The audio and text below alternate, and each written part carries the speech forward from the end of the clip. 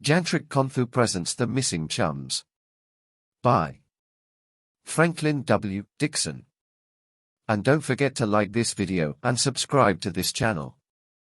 Chapter 1. Exciting Assignment. Joe, how soon will you be ready to roll? Frank Hardy burst into the garage where his brother was working on a sleek, black and silver motorcycle. Right now, if this machine kicks over, Joe replied, putting down a wrench. But what's the rush?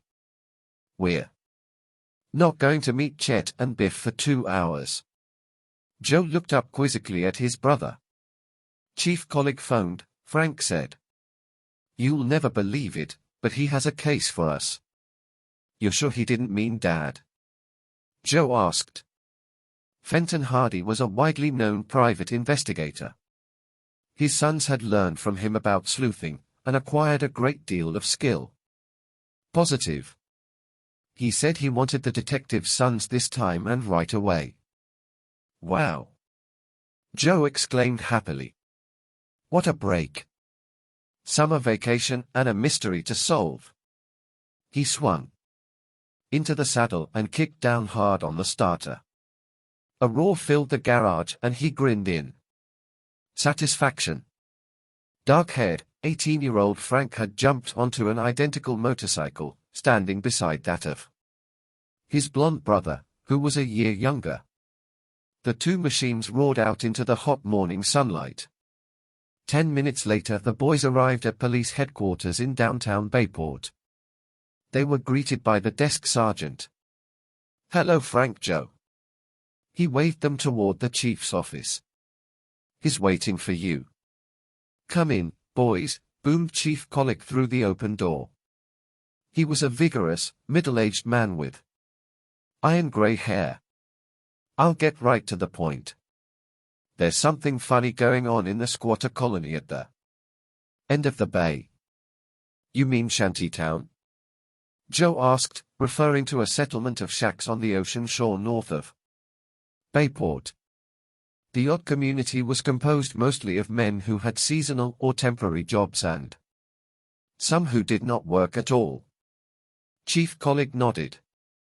The men there seemed to be in an ugly mood, violent and fighting at night. The charitable landowner who permits them to stay there wants us to investigate, but it'll have to be an undercover job because those drifters recognize the police. And that's where we come in. Frank guessed. Yes. I want you to put on old clothes, muss your hair, and hang around Shantytown for a while.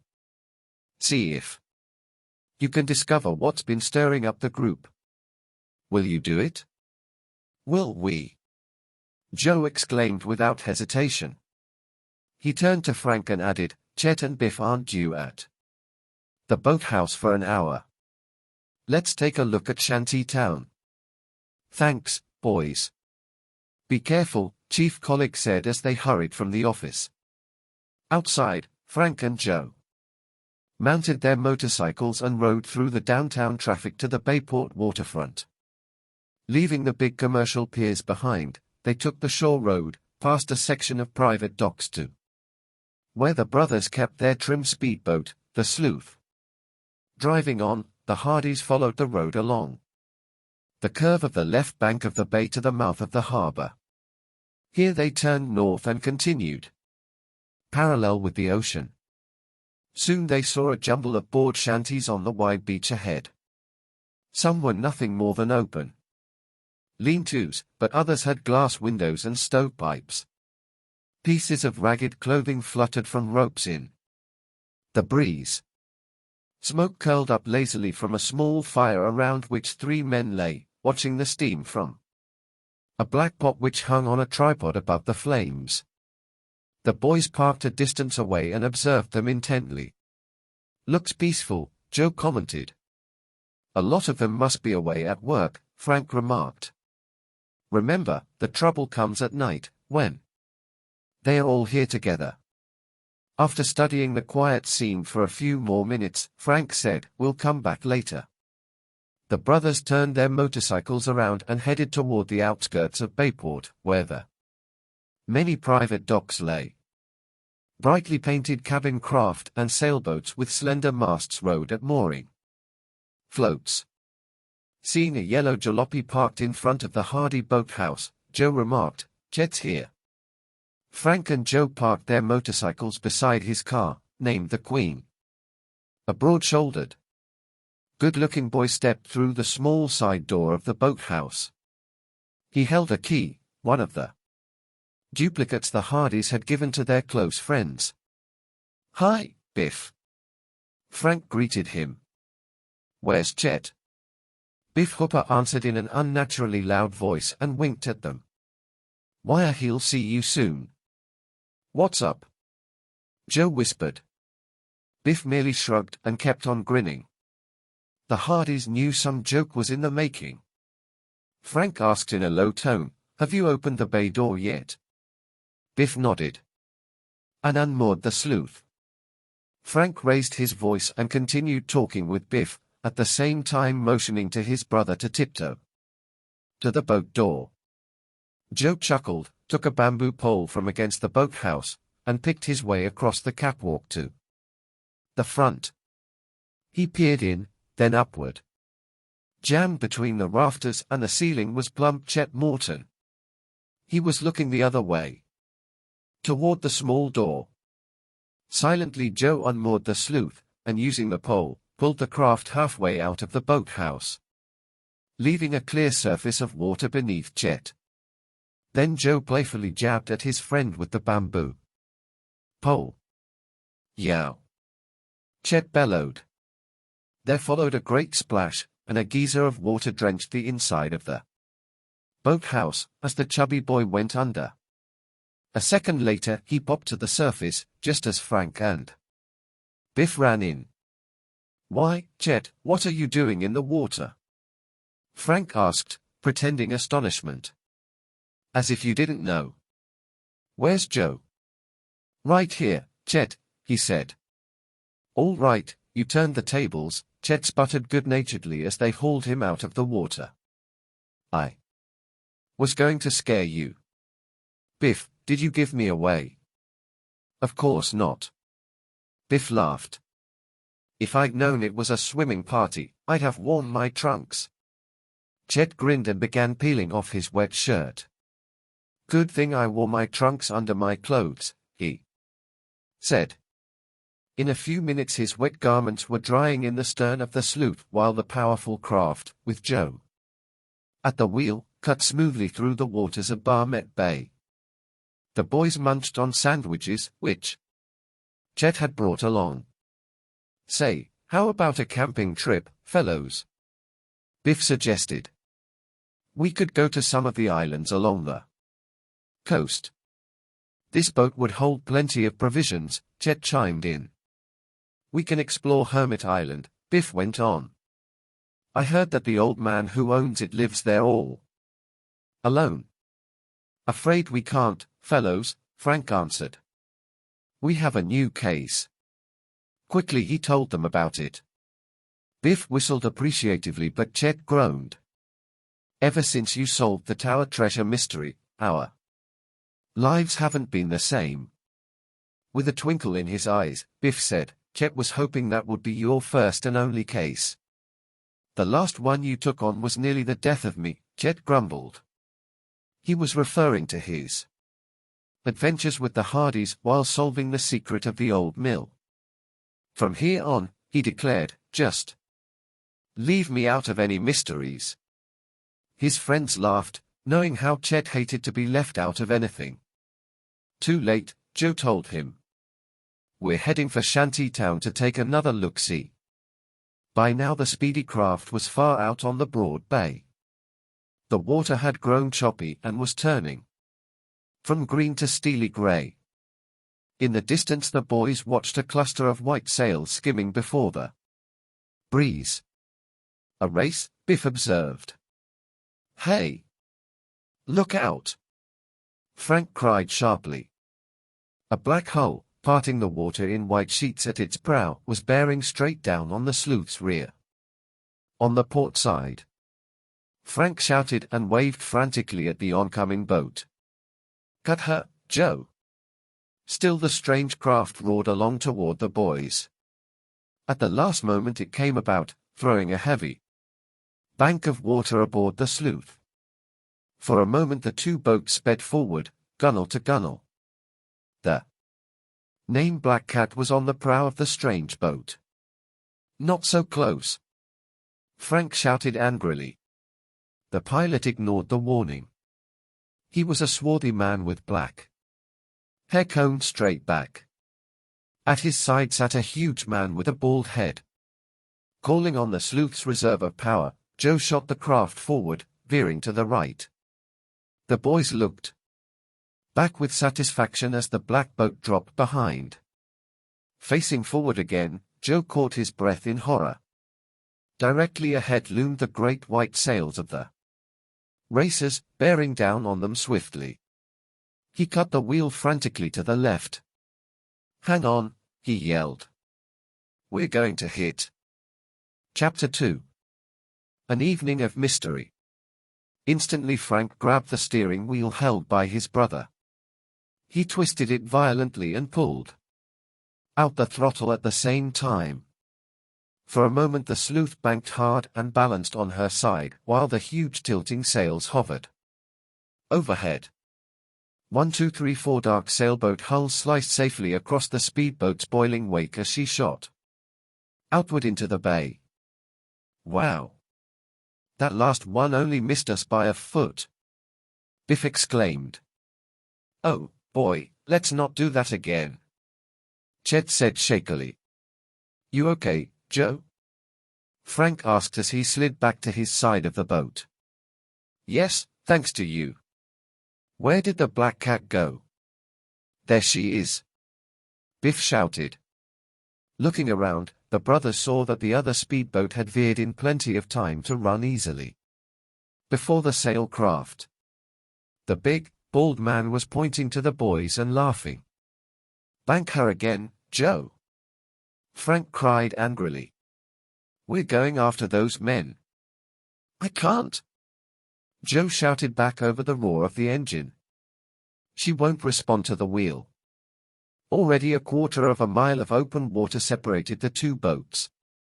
Helpless, the four friends watched the black craft race away. Meanwhile, the sleuth shot ahead at full speed, her handsome prow lifted clear of the water. "Do something!" Chet cried. "We'll run aground." "No, we won't," said Frank, who had noticed the curving white swath of their wake. "We're going in circles." The sleuth, her steering mechanism disabled by Frank's emergency turn, was clearly completing a wide circuit. "We might as well save gas," Joe said, throttling down. "One thing's sure. We won't make Shantytown today." Glumly the four sat still while the distant shores seemed to rotate around them. To the east, where the bay opened toward the sea, a grayish mist lay over the black water. "Look at that fog bank," Biff said. "I hope we're not stuck here when it rolls in. It would be mighty hard for anybody to find us." "I don't think that pea soup will move in before dark," Frank said, but there was a note of concern in his voice. "We're supposed to go to Callie's costume party tonight," Chet reminded the others, "so we'd better get out of this mess soon." Suddenly the boys' attention was diverted by the high whine of a motorboat plowing toward them across the water. "More trouble?" Chet muttered. "Trouble, nothing," Joe exclaimed. "It's the Napoli." "Hi, Tony." The four companions waved wildly at their friend, and in a few minutes a yellow speedboat idled up alongside the sleuth. "Thought it was you," said dark-haired Tony Prito from behind the wheel. "Why are you fellows running in circles?" asked Jerry Gilroy, who sat beside Tony. "Our steering's fouled up," Joe reported briefly. "Give us a tow, will you, Tony? I'll tell you about it on the way in." "Chet, let's have that line back there." Taking a coil of rope from the stout boy, Joe scrambled onto the prow of the sleuth. He secured the line at the bow, passed it to Jerry in the Napoli, and then climbed into Tony's boat himself. While the sleuth bobbed along toward Bayport in the wake of the Napoli, Joe told the newcomers of the near collision. 20 minutes later, the six friends stood together on the dock of the Bayport boatyard while a mechanic examined the sleuth. "You think the fellow tried to sideswipe you on purpose?" Tony Brito asked. "Yes, I do," Frank said. "They saw us clearly and heard us shouting, but they came straight at us. Anyhow, maybe something went wrong with their boat," Tony suggested. "It could have been an accident." "Accident?" Chet Morton snorted. "You should have seen the look on the bald man's face after we skinned past that last sailboat. They were out to get us all right." "But why?" Jerry inquired. "Did you ever see them before?" "Never," Joe stated positively. "But I certainly hope we see them again." "We'll report this to the Coast Guard," Frank said. "They may want to talk to those two men." Just then the young mechanic joined the group. "You have a damaged rudder," he reported to the Hardys. "I've fixed it temporarily, but you'll need a new part to do the job right.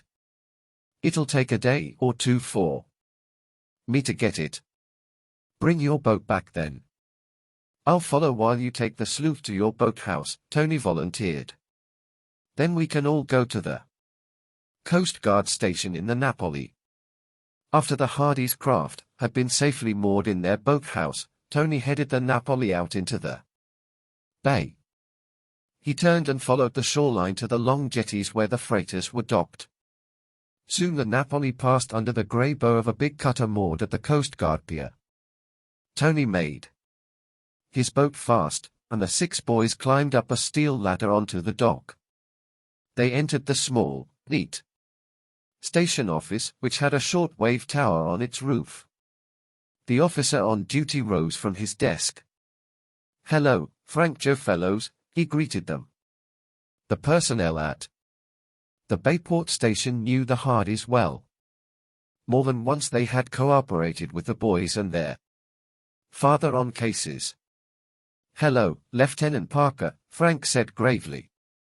"We want to report a near collision caused by a powerboat named the Black Cat. Can you tell us who owns her?" Quickly Frank gave an account of the incident while the officer took notes.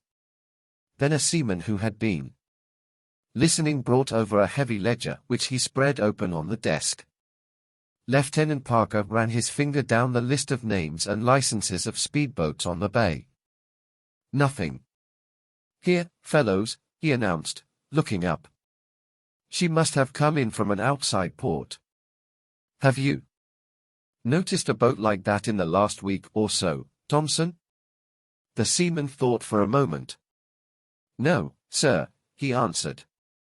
"But there's been a big regatta going on up the coast for a couple of days. She may have run down from there. We'll go up and find her." Joe put in eagerly. "What town is it?" "Northport." "Not so fast," Frank said. "Don't forget our other business, Joe." "You win," Joe replied with a rueful grin, "but I hate to see dash." "We'll have our patrol boats keep a lookout for the craft," the officer promised. "If we find it, I'll call you." It was late afternoon when the Napoli plowed through rough water on her return to the Hardy boathouse. To seaward, the wall of mist had mounted higher and moved in closer, so that now it seemed almost at the harbor's mouth. "The fog's coming in fast," Jerry remarked as Frank, Joe, Chet, and Biff disembarked. The Hardys thanked Tony for his help. "That's okay," he replied. "It's getting late. We'd all better go home and get ready for Callie's party." "Don't forget your costume," Joe called as the Napoli churned away. He turned to Chet and Biff. "How about you, fellows? Are you all set for the masquerade?" "I am." The fat boy chuckled in anticipation. Wait till you see what I'm going to wear. Biff grinned. Even you detectives won't know us. We just have time to pick up our costumes from Mr. French before he closes, Frank noted. A few minutes later there was a clatter as Chet backed his jalopy onto Shore Road and he and Biff drove off. The Hardys kicked their motorcycles into life and started toward town. When they reached Bayport's Main Street, most of the stores were closing. We're in luck, Frank declared as he parked in front of the costume store. It's still open. Mr. French has a couple of customers in there. The boys hurried toward the door. Through the wide shop window they could see the tall, spare proprietor with thinning blonde hair and a small graying mustache. He was talking earnestly to two men whose backs were turned. None of them noticed the boys. As Frank pushed open the door, Mr. French stopped speaking. The taller of the strangers raised his voice and said in an ugly tone, "Well, you're in this now, French, and don't you forget it." Chapter 3. Faces in the Fog. The door clicked shut behind the Hardys and the speaker whirled. He was a slight man with gray hair, pale skin, and small dark eyes. His brow was furrowed in a deep scowl, but in a flash he assumed a genial smile. "Hello there. You startled me. I didn't hear you come in." His companion was short and darkly tanned, with almost white blonde hair.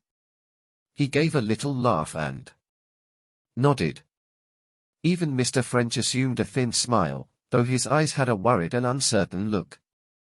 "Sorry to interrupt," Frank said, "but we've come for our costumes." "You didn't interrupt anything, fellows," the blonde man assured them. "Just a little standing joke we have with Mr. French. We've known him for years. But every time we come to town he says he won't go out for a good time with us. So we have to get tough with him. Isn't that right, French?" The shopkeeper smiled weakly and stammered, "Yes, of course, that's right." Nervously he fingered a small costume box on the counter in front of him. Then, to Frank and Joe's surprise, he added, "These are the sons of the famous detective, Fenton Hardy. Excuse me, I'll get their costumes." He hurried into the back room. Both strangers looked steadily at the boys a few moments before the gray-haired man spoke up. "I recollect that your father was once an eminent member of the New York City police force." "That's right," Frank replied. "And haven't you young lads received attention in the public eye for your own exploits?" Frank and Joe looked uncomfortable at the flattery. Before they could answer, Mr. French returned with 2 cardboard boxes. He opened one and took out a hairy-skinned gorilla costume. Its ferocious head was a rubber mask to fit over Frank's head. "Going to a party, eh?" asked the white-haired man. "Where will the festivities be held?" inquired the other. "At a friend's house," Frank replied evasively. "Of course." The man gave him a hard look. Then, taking the small costume box from the counter, he said, "Well, we wish you a pleasant evening, young gentlemen. Good night, Mr. French." With a cheery wave of the hand, the gray-haired stranger went out the door, followed by his short companion. As they walked past the window, the Hardys looked them over carefully. "Is my suit ready too, Mr. French?"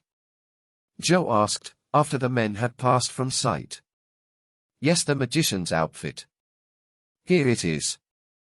The shopkeeper opened the other box and held up a rubber mask with a long nose, sinister slanting eyes, black mustache, and goatee.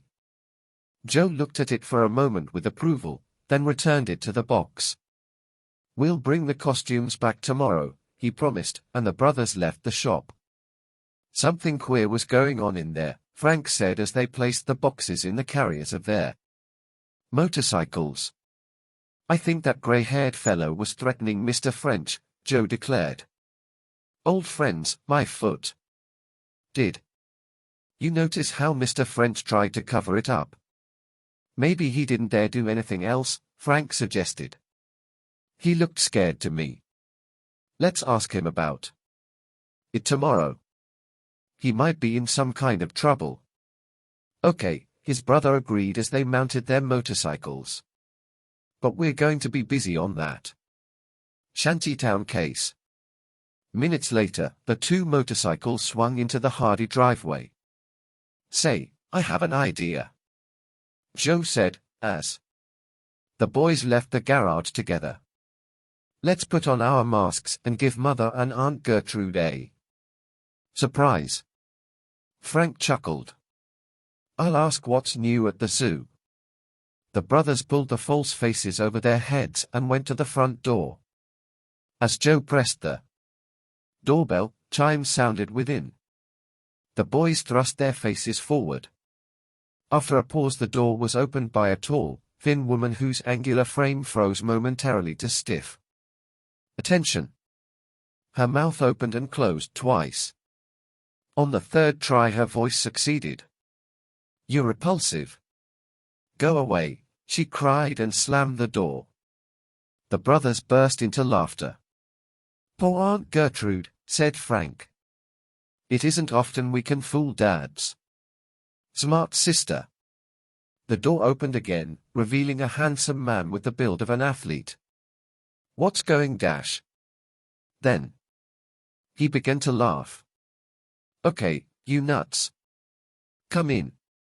Frank and Joe ripped off the masks and walked into the living room. You! Aunt Gertrude exclaimed. We're sorry, Auntie, Frank said. Joe and I didn't mean to scare you so badly. These are masks we're wearing to a masquerade party tonight. Mrs. Hardy, their slim, attractive mother, smiled. They are realistic. No wonder you were frightened. Gertrude. When Miss Hardy was mollified, the family sat down to a delicious chicken dinner. Between mouthfuls, Frank and Joe told about the near collision on the bay and of their conference with Chief Collig. It could be an important case, Mr. Hardy said. Good luck. But his sister had other ideas. I don't like it in the least, she declared. Two young boys among those roughnecks in Shantytown. Frank and Joe know how to take care of themselves, Mrs. Hardy said. Don't worry. I'm warning you, Aunt Gertrude said to the boys. One of these days something terrible will happen to you. Just remember I told you so. Seeing the teasing twinkle in Joe's eye, Mrs. Hardy spoke up quickly before he could reply. Where's the big party tonight? Callie Shaw's, Joe answered. Frank can't wait to see her. Oh ho, his father teased. And I suppose you, Joe, won't look for Iola Morton as soon as you get there? The brothers grinned at the mention of the two girls they liked best. Callie and Iola are giving the party together, Frank explained. That reminds me, Joe. We're supposed to pick up the ice cream. A short time later, as Frank and Joe stepped from the house, they noted the gray, leaden sky overhead. Looks as if that fog bank has moved in from the bay, Joe commented. It'll be thick downtown. After stowing their costumes in the carrier behind Frank's motorcycle, the two boys set off for the center of Bayport. White wisps of fog swirled in the glare of their headlights and almost blotted out traffic. Both riders slowed to a cautious pace. At last the boys maneuvered to a stop in Milton Place just off Main Street. Through the fog and gathering dusk, vague lights could be seen in the big brick building on the opposite corner. They are working overtime at the bank, Joe pointed out and grinned. Counting the extra money they took in during evening hours. The brothers walked around the corner onto Main Street and entered a soda shop. Minutes later they emerged, each carrying a 2-gallon drum of ice cream packed in dry ice. Wow! "This is cold," said Joe, as they turned into the alley. Frank and Joe placed the cylinders in Joe's carrier. "Now for the party." Frank grinned. Suddenly they heard a harsh grating noise and looked down the narrow street to see a heavy side door swing open in the bank building. There was a clatter of footsteps on concrete, and 4 men hurried from inside, carrying white sacks. Their faces looked like those of hideous beasts. For an instant the Hardys stood paralyzed with surprise until Frank cried out, "It's a bank robbery." In a split second the men dived into a waiting sedan. Its powerful engine roared as the getaway car moved down Milton Place through the mist. A bank custodian raced out and fired his revolver at one of the car's tires, but missed. "Let's tail them, Joe," cried Frank, leaping onto his motorcycle. Chapter 4. A daring getaway. Frank and Joe gunned their motors and took off down the narrow street after the bank robbers. "Tires!" screamed as pursuers and pursued careened through the fog-filled streets toward the Bayport waterfront district. Through the haze, the boys could see the red taillights of the bank robber's car. "They are heading for the docks," Joe shouted as he recognized the long, dark shapes of warehouses on both sides of the murky street. The fleeing car shot out onto a wide pier, lighted at intervals by yellow fog lamps. Ahead, a 4-foot wire fence barred motorists from the pier's end. Brakes squealed sharply. In the amber glow, the Hardys saw the 4 doors of the thieves' car pop open. At once, 5 dark-coated figures piled out and jumped the fence. The Hardys' motorcycles screeched to a halt behind the empty getaway car. "Stop!" shouted Frank, leaping off. "Help! Police!" A clatter of footsteps sounded far out on the jetty. Frank and Joe vaulted the fence and sprinted in pursuit. The sound of heavy breathing told them they were nearing their quarry. But as the boys reached the end of the long pier, a powerful boat engine suddenly roared to life. There was a churning of water, a whiff of gasoline smoke, and the sound of men jumping into the boat. Then the craft gained headway in the darkness of the bay. "We can still stop them," Frank exclaimed. "The Coast Guard station's on the next pier." "Come on, Joe." The boys dashed back, cleared the barrier, and ran past their motorcycles.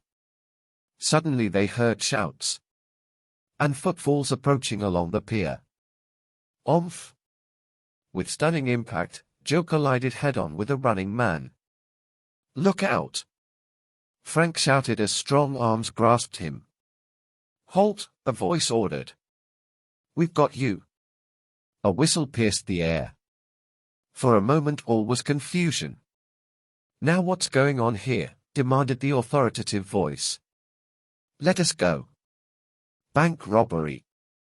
We need the Coast Guard," Frank said, gasping. "We are the Coast Guard," replied the voice, and a flashlight shone through the fog. "Why, it's the Hardy boys." "Release them, men," said Lieutenant Parker. "We heard somebody shouting for police," he added. "What's this about bank robbers?"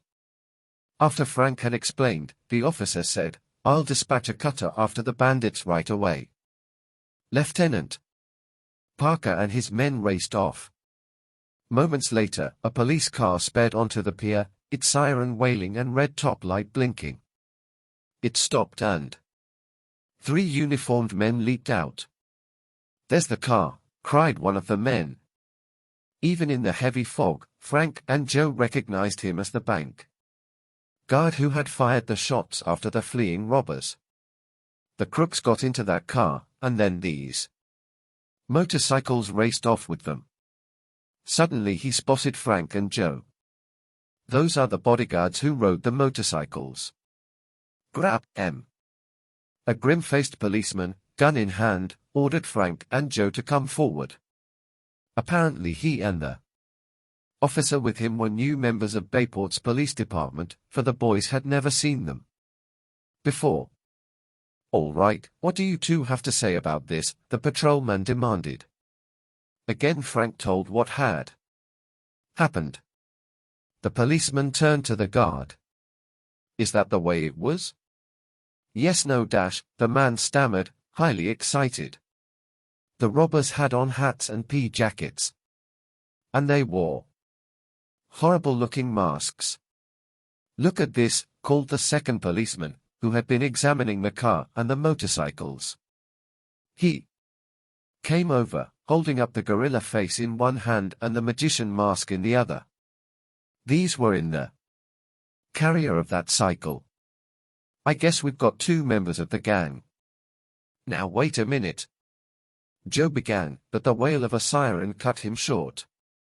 Two more police cars arrived and heavily armed men poured from both cruisers. The first officer to reach the group was Chief Collig. We got your radio call, he told the policeman. Briefly. Any sign of the bank robbers? Two of them right here, the man replied. He jerked a thumb at the Hardys. Joe stepped forward quickly into the beam of yellow fog light. Hello, Chief. Frank? Joe? Collig cried out in astonishment. How did you get here? He faced the startled rookies and said, these boys are all right. But, one of the men protested, according to the bank guard the thieves wore masks. And we found these on one of the cycles. He handed Chief Collig the false faces. You'll find 4 gallons of ice cream, too, Chief, Frank put in. We're on our way to Cali Shores masquerade party. The chief laughed heartily, but quickly became serious again. Any suspicion of these boys is nonsense. Now, what about the bank robbers? Quickly Frank told him all that had happened. I guess it was too foggy to see their getaway boat, the chief said gloomily. That's right, Joe answered, but from the sound of it, I'd say it was an open speedboat, with a powerful inboard motor. There was the ringing of bells and the deep rumble of engines from the next pier. The Coast Guard is taking the cutter, Frank said. But even their powerful searchlights won't pierce through this pea soup. Their best bet is to crisscross the bay and perhaps close in on the robbers, Joe added. And for that a little boat is as good as a big one, Frank said excitedly. Joe, do you think the sleuth is in good enough shape to take out? It's worth a try, his brother assented. Chief Collig nodded approvingly. The more boats we send out, the better our chances, he said. I'll dispatch the police cruiser, too. Frank and Joe swung onto their motorcycles and roared off the pier and along the shore road toward their boathouse as fast as they dared in the heavy fog. Guessing they were near the private docks, the boys pulled off the road and parked. Each took a flashlight from the carrier of his motorcycle. After a short walk they found their boathouse. Joe reached the small door and took out his key. He gave a cry. The lock's broken off. What? Frank exclaimed. He swung the door open and beamed his flashlight inside the building. The sleuth was gone. Chapter 5. Dancing Gorillas.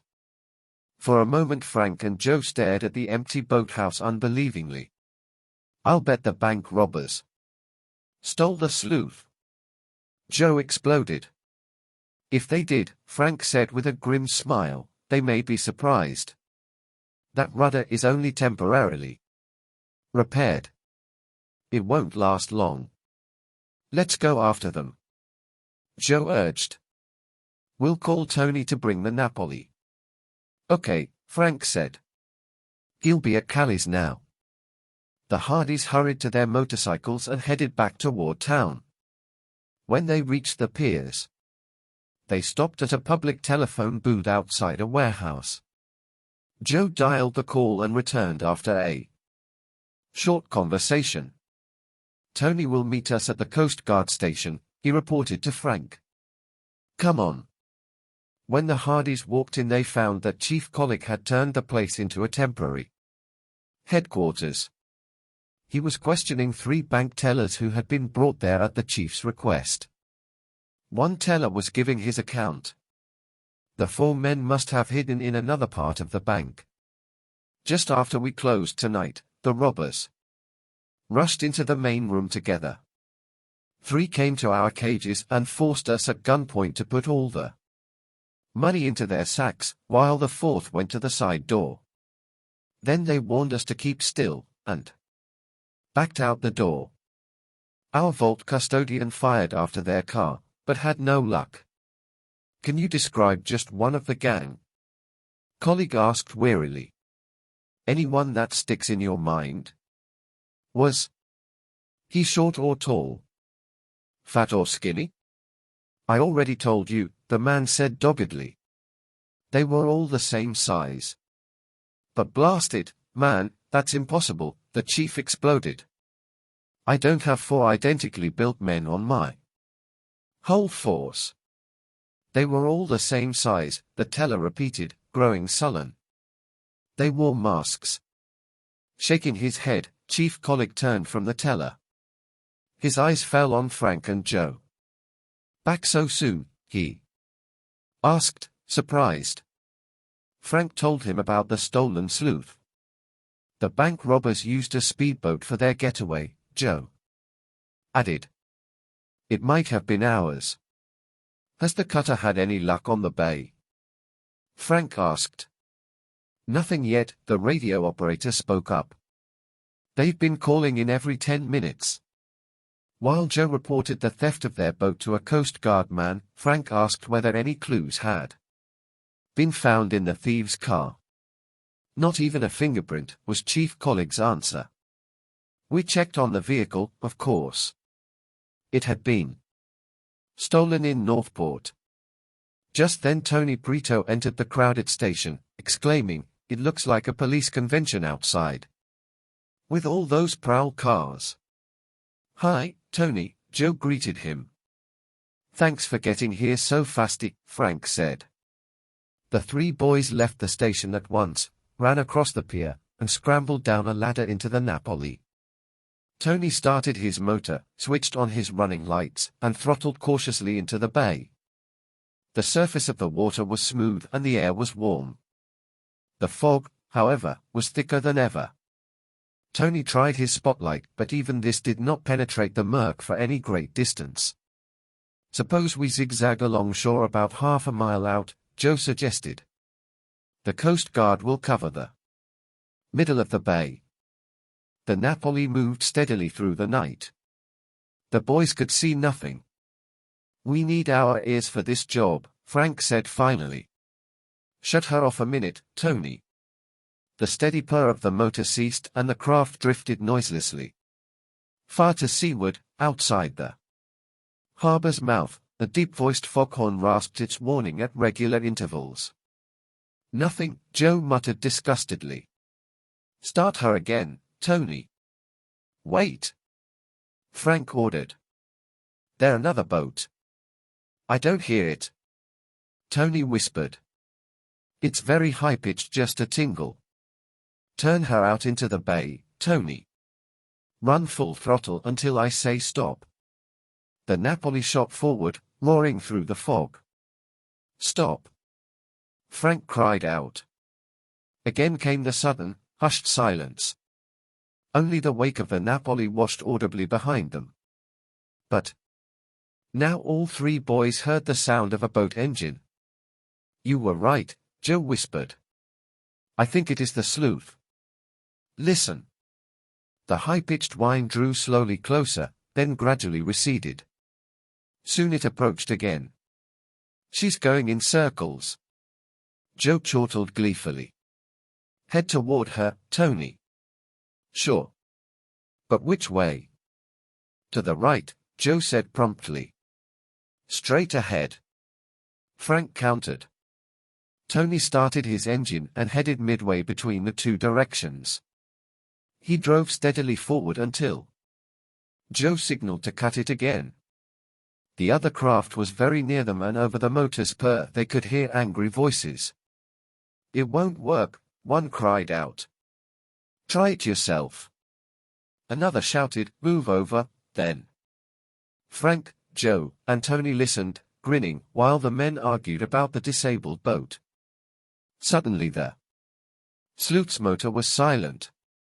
"They are drifting away," Frank said quietly. Although Tony followed in the direction he thought the other boat was taking, the voices grew faint. Desperately, Tony opened his throttle wide, then shut off the motor again to listen. The voices had ceased. "The men must have heard us," Joe whispered. "They probably know they're being chased."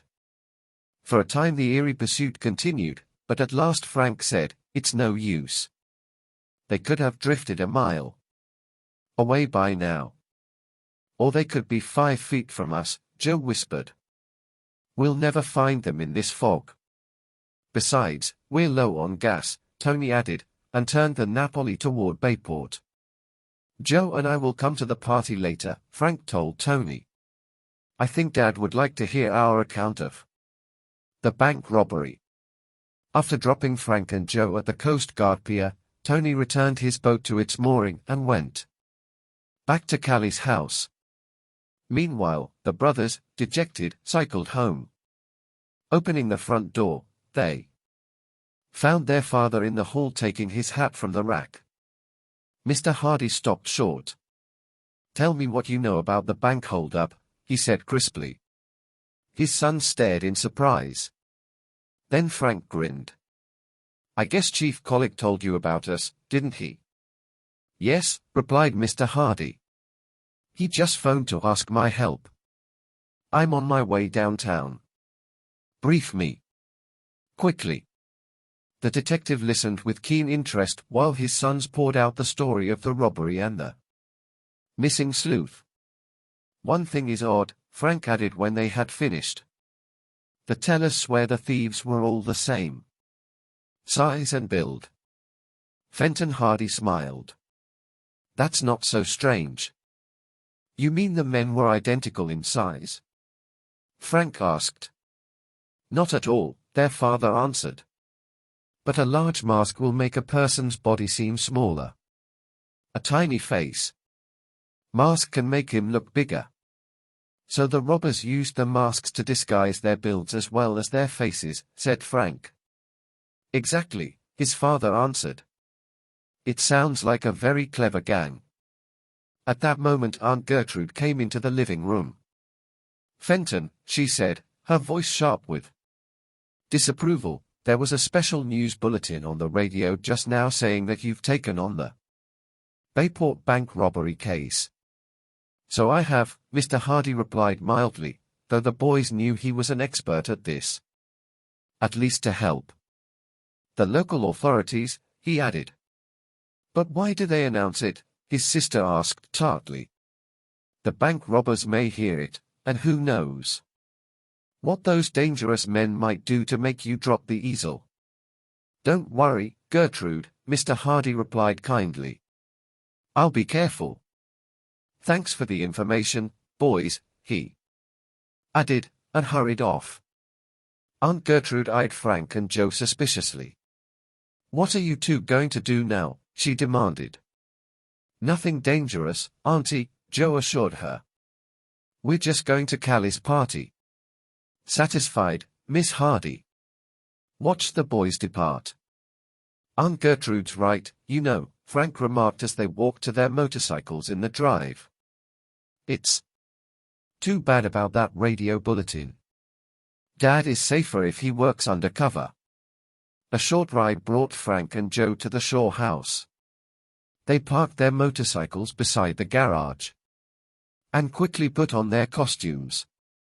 Carrying the 2 containers of ice cream, the gorilla and the magician walked to the door, where they were admitted by a smiling Mrs. Shaw. "Hello, boys. Come right in. I'll put the ice cream away." When the Hardys entered the big living room, they were hailed by a camel with 4 human legs, Spaceman Preto, and many other fantastic figures. "Pretty, Brown-haired Callie was dressed as a fairy princess, and slim, vivacious Iola as a page boy.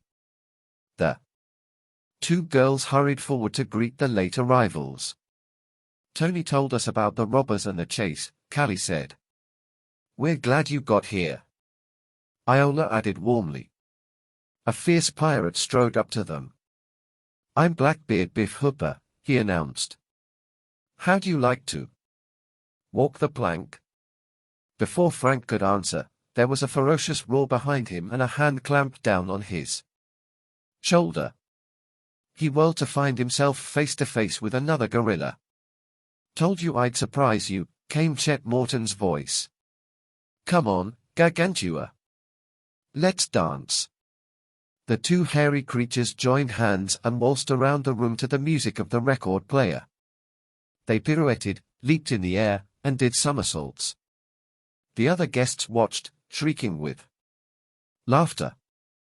Panting, Chet yanked off his tight-fitting gorilla face. "Oops," he exclaimed ruefully. "I tore it." Frank examined the rubber mask. "Too bad," he said with a grin. "You'll have to wear your own face from now on." Later, as the guests ate, they listened, fascinated, to the Hardys' account of their adventure. Finally, about midnight, everyone began to leave. As Frank and Joe were saying good night to the girls, Chet came over to them. "Biff, Tony, Jerry, and I have decided to go camping tomorrow. We're using Mr. Hooper's boat. Sorry you fellows can't come."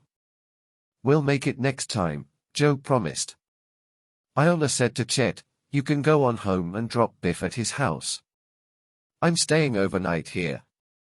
"Okay, sis." Frank and Joe departed, and soon after returning home, they were sound asleep. 2 hours later the ringing of the telephone jarred the silence of the Hardy home. Frank awoke and picked up the extension phone. "Hello, Frank." The speaker was Mrs. Morton. "Is Chet there?" "He hasn't come home yet." "No, he isn't here," Frank answered. "He probably went to Biff's." "I'll try the Hoopers," Mrs. Morton said. "Sorry to have awakened you." As Frank replaced the telephone, he glanced at his wrist watch. It was 2 o'clock. Funny Chet didn't phone his folks, he thought. A second later the phone jangled again and he picked it up. Frank Hardy speaking. "This is Mrs. Hooper," said a worried voice. "Is Biff with you?" Frank sat straight up in bed. "I'm sorry, he isn't here," he replied. "I'll call some of our friends and see what I can find out." Biff's mother gratefully accepted the offer. "Oh, thank you. I'm so worried about him." As Frank put down the phone, Joe mumbled sleepily, "What's the matter?" "Matter? It looks as if plenty's the matter. Wake up. Chet and Biff are missing." Chapter 6. A Perilous Slide. Startled by the news, Joe sat bolt upright in bed. "Chet and Biff gone? They vanished after the party." "Who was that on the telephone?" suddenly asked a deep voice. In the doorway stood Fenton Hardy in a robe. Quickly Frank told his father and Joe about the calls from Mrs. Morton and Mrs. Hooper. Mr. Hardy promptly dialed police headquarters and identified himself to the desk sergeant. "Have any accidents been reported since midnight?" he inquired. As he listened, the lines of his forehead relaxed. "None," he reported to Frank and Joe. Then the detective explained the situation to the officer, who promised that the police would look for Chet and Biff. After putting down the phone, Mr. Hardy asked his sons, "Is there any place the boys are likely to have gone?" "They were planning to go camping early this morning," Joe recollected, "stopping at different islands along the coast. Maybe they decided to go tonight instead." "I doubt it in this fog," Frank objected. "And not without telling anyone." Nevertheless, he dialed the Hooper home to make sure. Oh, no, Biff's mother replied to Frank's question. Mr. Hooper carries the boathouse key with him. If Biff and Chet had wanted to leave earlier, they would have had to get it from him. Frank tried not to show his mounting alarm. Hoping he sounded cheerful, he said, "We'll keep looking for the boys." After saying goodbye, he turned to Joe and his father. "This is serious. I hate to disturb Callie, but I'll have to now." He dialed her number. Callie herself answered sleepily. "Sorry to bother you so late," Frank said. "But will you do me a favor? Peek out the window and see if Chet's jalopy is there." It was parked under the street light. After a short pause he turned to Joe and his father. "It's still there." "Callie, when did Biff and Chet leave?" He listened a moment. "Thanks. We can't locate them. Nothing wrong for sure yet. We'll call you tomorrow." Frank hung up and said worriedly, "They left the party 10 minutes after we did." Joe snapped his fingers. "I'll bet they couldn't get the jalopy started. They are probably spending the night with one of the fellows who lives on Callie's street." Frank looked relieved. "Let's go over and check the jalopy." The boys began dressing. "Have you a key to the car?" Mr. Hardy asked. "Chet gave us one," Frank explained. 15 minutes later the boys drove up quietly in their father's sedan and parked behind the yellow jalopy. Quickly Frank slipped into the driver's seat, and a moment later the Queen coughed and rattled into life. Abruptly he cut the motor and the two brothers looked at each other soberly. "I was wrong," Joe said. "They didn't have car trouble." "What did happen?" Frank shook his head grimly. By the light of the street lamp the boys examined the jalopy, the curb and rode around it, but found no clues. Using their flashlights, they checked the Shaw's yard and porch. "Nothing here," Frank said finally. The porch lights blinked on and Callie appeared in the doorway. "Frank, Joe, what are you doing?" she asked. "Looking for clues," Joe replied. "But we haven't found any yet." Chet and Biff had their costumes on when they left, and carried the masks, Callie said. "They looked so conspicuous, they should be easy to locate." "We'll keep trying," Frank promised. He used the Shaw phone and called each boy who had been at the party. Chet and Biff were not with any of them, nor had Tony or Jerry heard from them. Finally the Hardys headed for home. They gave their father the discouraging report and reluctantly went back to bed.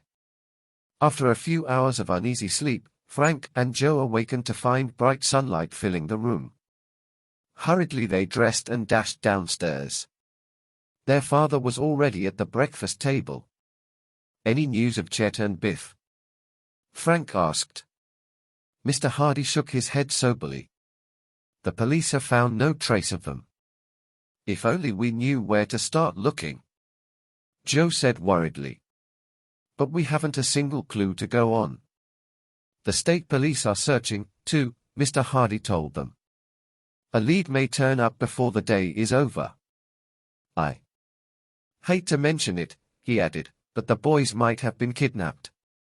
So, to be on the safe side, there'll be absolutely no publicity." "Good idea," Frank agreed. For a minute he and Joe sat in glum silence. "What about the sleuth?" Joe asked finally. "The Coast Guard hasn't found it yet," Mr. Hardy replied, "and there are no leads on the bank robbery either." "How about the stolen car?" Frank queried. "Who owns it?" "A man living up the coast," his father answered. "It disappeared day before yesterday while he was at a boat regatta in Northport." "A boat regatta dash," Joe murmured. "Where have we heard of one lately?" "At the Coast Guard station," Frank prompted. "That's it. Seaman Thompson thought the boat that tried to ram us might have come down from the regatta in Northport. Looks like Northport might furnish a lead to more than one mystery, Frank declared. Let's take a run up there and see if we can pick up a clue. If I go up the coast, I want to go in the sloop. Joe answered firmly. We must find her. At this point, Mrs. Hardy brought the discussion to an end by setting before each boy a stack of steaming, golden brown pancakes. Aunt Gertrude came in behind her with a block of yellow butter and a tall pitcher of maple syrup. There are more cakes on the griddle, she said. You need your strength. And for goodness sake, find those poor lost boys. If we can help Mrs. Hardy began. Thanks, Frank said. After breakfast the brothers hurried to the garage. The bank robbers must have beached the sleuth somewhere, Joe reasoned. If we follow the shore, we're sure to find her. The black and silver motorcycles backfired like pistol shots, then roared from the drive and down High Street.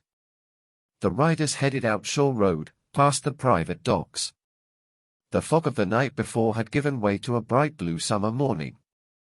As the boys sped along in a cool, salty breeze they watched the white sand of the beach on their right. There was no sign of the sleuth. Finally they reached the head of the bay and turned sharply, following the seacoast northward. For a while Frank and Joe saw only the big green rollers of the Atlantic as they broke into foaming white along the sand and rocks. The brothers spotted the squatters' colony of slap-together board dwellings ahead. The cycles chugged up Shore Road, which rose and twisted along the top of high, rocky cliffs along the sea. Look down there.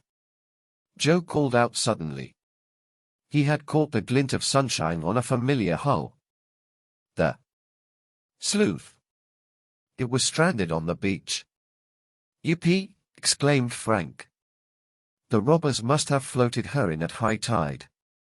The boys parked their motorcycles and hurried to the edge of the bluff. Below them, the rocky cliff fell straight down to the boulders bordering the sand. I don't see a path, Frank said. Wait. Here's a place we can go down. As he leaned over the edge, a mass of loose sod and stone gave way at his feet. With a startled cry, Frank slid downward. Desperately he grasped for a hold, his clawing fingers closing on a sharp slab jutting out just below the lip of the bluff. His body hung 100 feet above the rocks and sand below. Hang on!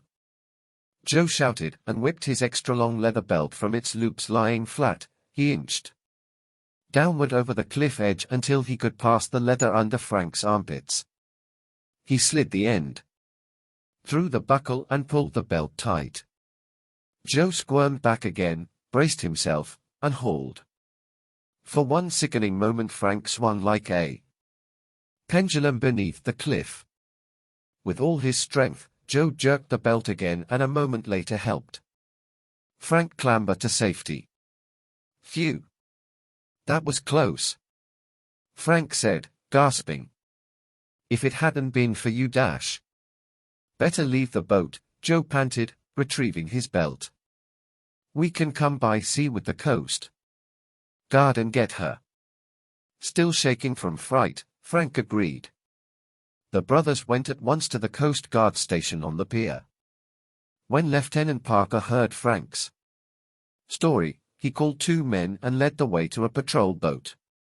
The powerful craft headed straight out the mouth of the bay and turned sharply up the coast. The beach was a whitish line on their left. Soon it broadened, and the tumble-down buildings of Shantytown came into view. Wait! Wait a minute! Frank called out. Can we slow down? What's that white thing floating in the water? A dead fish, suggested a Coast Guard man. The patrol boat throttled down and slid nearer the object. Leaning far over the side, Joe lunged and scooped it from the sea. "This isn't a fish," he cried out excitedly. "It's a rubber mask turned inside out." As he spoke, his fingers moved nimbly. In an instant a limp gorilla face appeared. "This belongs to Chet," Frank exclaimed. Chapter 7. Dangerous Beachcombing. Frank took the mask from Joe and examined it carefully. "You're right. Here's the place where Chet ripped it at the party." "But what's it doing floating in the bay?" asked Joe in great concern. "He and Biff must have gone out in a boat after all." "But whose?" Frank queried. "And why would they go out in the fog?" Joe added. Then he voiced the question uppermost in both their minds. "You don't think they could have drowned?" Frank's face was grim. "Chet and Biff are excellent swimmers.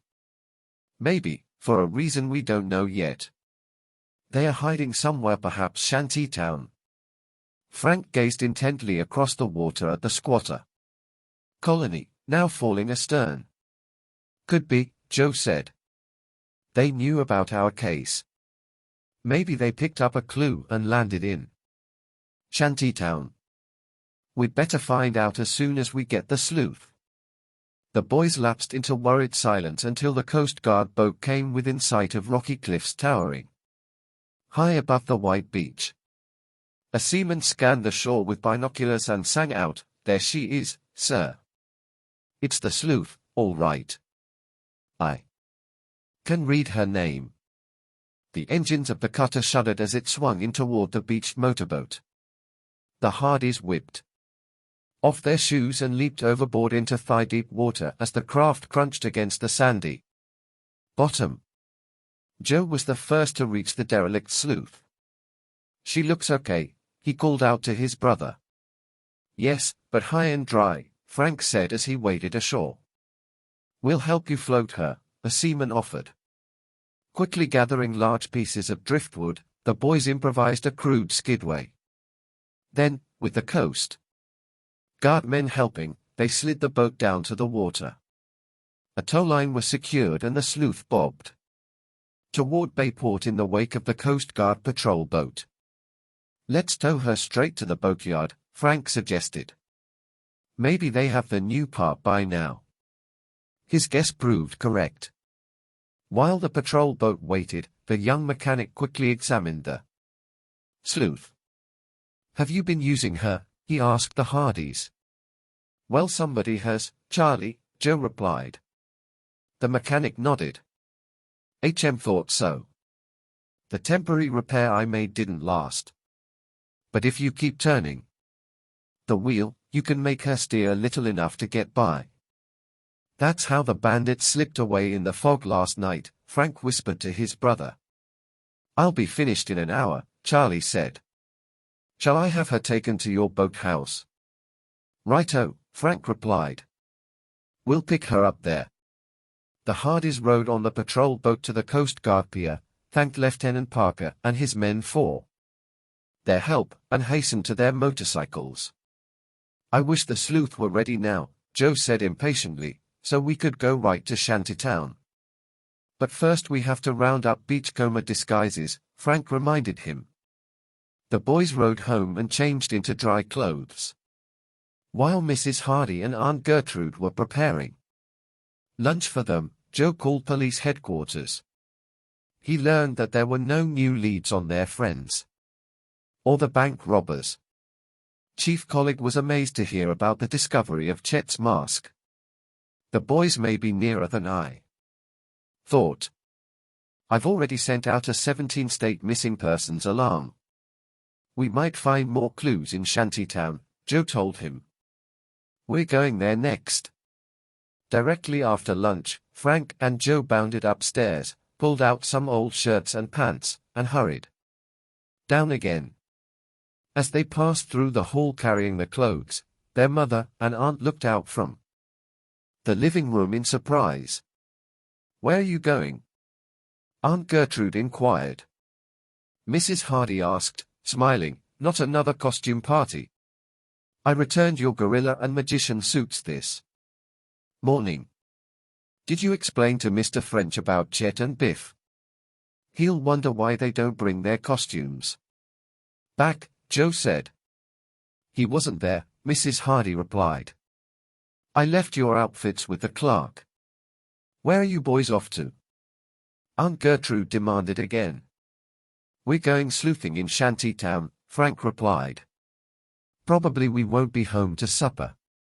Aunt Gertrude stared in disapproval. Even foolhardy young detectives get hungry, she said tartly. I'll pack your supper, their mother offered. Aunt Gertrude and the boys followed her into the kitchen, where the two women quickly prepared a package of food for the boys to take along. You and Auntie certainly move fast, Mother, Joe said admiringly. Thanks a lot. Yes, we appreciate it, Frank chimed in. Mrs. Hardy smiled. We know you're in a hurry. The boys went out the back door and hastily stowed the food and clothing in their motorcycle carriers. We must put in a makeup kit from the lab, Frank reminded his brother. With Fenton Hardy's help, Frank and Joe had fitted out a small modern crime laboratory over the family garage. Joe hurried upstairs to it and soon emerged with the kit, which he put in the carrier. When they reached their boathouse, the boys found the sleuth there. By the time the craft emerged, she carried two entirely different-looking young men. Frank's face was smudged and his dark hair was tousled. He wore a battered straw hat and a striped jersey with a long rip in the back. Joe's normal suntan had been made even darker by the use of makeup. A fake tattoo decorated his right arm. His trousers were torn off at the knees. Both boys wore tennis shoes bursting at the sides. They carried burlap sacks appropriate for beachcombing. Let's land about a mile this side of Shantytown, Frank suggested. We can wander toward it along the beach. Soon Beachcomber Joe, at the wheel, ran the sleuth into a little cove. Drawing her up between two rocks, they camouflaged the craft with pieces of driftwood and dry seaweed. Now, said Joe, if we can just find another clue to lead us to Chet and Biff. Frank nodded. And at the same time learn what's behind the fighting in Shantytown. Trying not to appear hurried, the two boys sauntered along with their sacks. The mid-afternoon sun threw a white sparkle over everything, the curling waves, the sand, and even the grey, bleaching driftwood. Now and again Frank and Joe would stoop and put a handful of shells, bits of rope, or a few pebbles into the sacks. Some beachcombing. Joe grinned. At last the Hardys entered the squatters' village. The first huts were merely tarpaulins stretched across driftwood poles. But as the boys strolled along, they saw that several of the many shacks were of wood, well constructed, with solid, padlocked doors. A few men were lounging about, smoking. Frank and Joe passed near a group roasting potatoes in hot coals before one of the huts. The men paid no attention to the Hardys as the boys moved on. If Chet and Biff are here, they could be in any of these shacks, Joe muttered in a low tone. How can we get a closer look? The young sleuths were walking between the water's edge and the first row of huts. Near them a man stood in the water wringing out a shirt. Let's drift up to the next shack, Frank suggested. The boys approached a solidly built shanty. Abruptly the door swung open. A thin, seedy-looking man with faded red hair stepped out in the sunlight and stared at them with hard blue eyes. As the Hardys returned the look, the fellow moved toward them. What are you doing here? He challenged harshly. Just walking along the beach, Joe returned in a tough-sounding voice. Looking for junk? Yeah? Well, get out of here and do it someplace else. See? This is a free country, Frank retorted, also speaking in a tough tone. We'll walk here if we feel like it.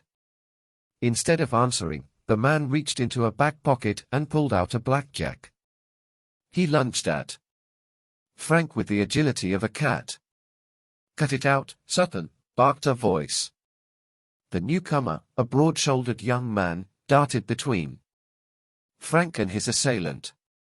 A boxer's hand chop sent the blackjack flying to the sand. Sutton muttered under his breath, clenched his fists, and glared at the tall man. He was young and strong, with a blonde crew cut. "If you're looking for trouble, I'll give it to you," the big fellow said meaningfully. Sutton dropped his eyes and turned away. He retrieved his weapon and disappeared behind his shanty. Relieved, Frank said, "Thanks a lot, Mr. Dash." "Call me Alf," was the friendly reply. "I was waiting over there when I saw Sutton go for you. You'd better stay away from this place. We've had a lot of trouble lately." "Well, thanks again, Alf," Frank said warmly as he shook the huge, hard hand. "You sure saved me a lump on the head. I'm Frank, and this is my brother Joe." The three strolled along the beach. "So there's been trouble in Shantytown lately," Joe repeated, hoping to learn more from their new acquaintance. "Yes. Sutton and his pals have been the ones making it, too. All they do is fight among themselves. Shantytown wouldn't be such a bad place, otherwise." "Do you live here, Alf?" Frank inquired. "Me?" The man laughed good-naturedly. "No, but I work on the docks and I know some fellows who work in town occasionally and live here, so I come out a lot on my hours off." By now the three had reached the far edge of the colony. "I've got to see a fellow," Alf told them. "Look out for Hank Sutton when you go back. If he tries anything, just yell for Alf Lundborg." The young giant's friendly act and his open face made Frank decide to trust him. "Maybe we can help you sometime, Alf," he said. "Our name is Hardy, but we don't want anyone in Shantytown to know it." "Nobody'll hear it from me," Lundborg replied. "Say, if you're going to be around for a while, why don't you eat with my friends and me?" "We'd like that," Frank said. "How 11 we find you?" Alf reached into his pocket. "Just listen for this," he replied, opening his hand. In the palm lay a harmonica. "See you around," he said and moved off. When Alf Lundborg had gone up the beach, the brothers retraced their steps. While picking up more stones and shells, they scanned the sand carefully for anything that might belong to their missing chums. This time they took care not to venture too close to Sutton's shanty.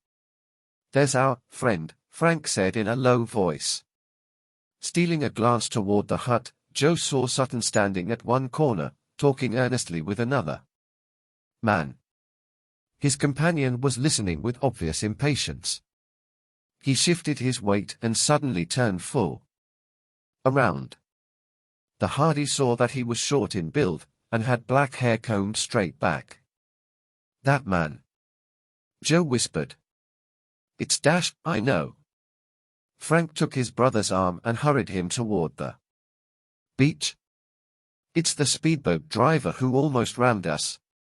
What's he doing here?" Chapter 8. Postcard Puzzle. "Keep going," Frank advised Joe. "If we turn around for another look, that powerboat pilot may recognize us." With bent heads, the young detectives shuffled along the beach between the ocean and the first line of squatters' shacks. If the stranger with the dark, combed-back hair noticed them at all, he saw only two ragged beachcombers wandering back in the direction of Bayport. "So, the fellow who rammed us hangs around Shantytown?" Joe burst out. "Yes," Frank added thoughtfully, "and he's friendly with the chief troublemaker there." "But why should one of Button's pals try to ram the sleuth?" Joe puzzled. "Because he found out or suspected we'd be investigating Shantytown?" "Possibly," Frank replied. And if Chet and Biff are prisoners here, the men don't want us to find out. They'll do everything to keep us away. Joe whistled. If that's true, we must find them. I'm scared about what may have happened to them. Maybe we'll pick up some clues tonight, Frank said. It's almost supper time. Let's go back and watch. Sutton's place. When the boys returned to the group of shacks, they saw some of the men drifting in from work, and others tending cooking fires. Behind Sutton's shanty was a deserted shack. Frank and Joe slipped inside and settled themselves by a broken window. Although they stayed at their post an hour, they saw no sign of activity. Sutton's probably eating somewhere else, Frank said. Let's find Alf and come back later. As the boys stepped outside, they heard a lively tune from a harmonica. Following the sound of the music, they found Alf playing for a small group of rough-looking men, seated around a fire. When Alf finished the song, he introduced the boys and the laborers by first names. The men looked the Hardys over and nodded. The stew's done, a big red-faced man said, taking the lid from a large kettle. Pitch in. As the men began to serve themselves on tin plates, Frank and Joe reached into their bags and took out the food they had brought. They unpacked a pound of frankfurters, rolls, 2 cans of beans, and apples. Help yourselves, Frank invited cordially. Looks good, boys, said the red-faced man, whose name was Lou. Most of us are hungry enough to eat 2 suppers. By the time the last crumb had disappeared, the men had warmed up to Frank and Joe and willingly answered their seemingly casual questions about Shantytown. None of the men, however, knew what the fights were about, nor had they seen 2 strange boys. We'll keep our eyes open for M, Lou volunteered. He took some driftwood from a bushel basket beside him and threw 2 pieces on the fire. Then he tossed a piece of dark cloth after it. What's that? Frank asked sharply. He grabbed a long stick and hooked the cloth from the blaze. It's just some junk I picked up, Lou answered. Frank dropped it to the ground and the brothers eagerly examined the piece. It's a sleeve from Chet's gorilla outfit, Joe whispered excitedly. I thought it looked familiar, Frank said. To Lou he said, it's part of a costume. Where did you find this? Behind Sutton's shack, the man replied. Is it important? Alf asked the boys. It definitely links our missing friends with Shantytown, Frank replied, as he put the sleeve in his burlap bag. Come on, Joe. Let's go back to Sutton's place. After thanking the men for their hospitality, the boys hurried off into the darkness. Be careful, Alf called after them. Yell if you need help. The Hardys found the shanty dark and padlocked. They circled it cautiously, but there was no one around. Joe knocked on the door. Chet. Biff. Frank called. Not a sound from inside. Again Joe pounded and both boys called repeatedly. It's no use, Joe said finally. If they are inside, they are probably bound and gagged. Look for an opening between the boards, Frank instructed. The boys pulled out pencil flashlights and examined the side of the shack. I've found a knothole, said Joe. And here's a chink. I'll shine my light in while you look through the hole. Joe watched the slender beam shift around the dark room. Empty, he declared, disappointed. Let's look for more of Chet's or Biff's belongings. They searched the sand around the shanty, but found nothing. Let's hide in the deserted shack again, Frank suggested. If Sutton comes back with any of his pals, we may overhear something important. Patiently the young detectives waited and watched, but their quarry did not return. Frank consulted his watch. It's almost midnight. Maybe dash. Sure. Joe interrupted. Listen. They heard footsteps and saw a dark figure approaching Sutton's shanty. The stranger knocked several times. Finally a neighbor opened his door. You looking for Sutton? He asked. Yes, replied the unknown caller. All I know is he went off in a car with a dark-haired fellow. I heard Sutton say he wouldn't come back tonight. Without a word the caller disappeared into the darkness. The door to the shack slammed shut. That's that, Frank said in disappointment. Let's go back to town and report to headquarters. You bet. Frank, do you suppose Chet and Biff were here, but have been taken away? It's a good guess. The boys covered the mile of beach to their boat, quickly pulled off the improvised camouflage, and launched her. Frank headed down the coast toward Bayport and the Hardy boathouse. When the boys had debarked, they donned their street clothes again. Carrying their burlap bags, they emerged from the boathouse and mounted their motorcycles. It was well past midnight. When the Hardys reached police headquarters, they were amazed to see Chief Collig in his office. He looked tired and somewhat dejected. I've been working night and day on the bank robbery case and the mystery of your friends, he said. I'm afraid that the boys have been kidnapped. That's what we fear, Frank said. He showed the gorilla head mask and sleeve of Chet's costume and told of the boys' run-in with Sutton. I'll send men out there to make a thorough search, Collig said. We'll go with them. Joe volunteered eagerly. We'd better not, Frank countered. Once the men at Shantytown see us with the police, we won't be able to work undercover there. Regretfully, Joe agreed. Chief Collig rose, strode around the desk, and clapped each of the young sleuths on the shoulder. Thanks, boys. You've brought in the first two leads I've had on this case, he said. If we find Chet and Biff, I'll call you at once. Frank and Joe hurried home through the silent streets.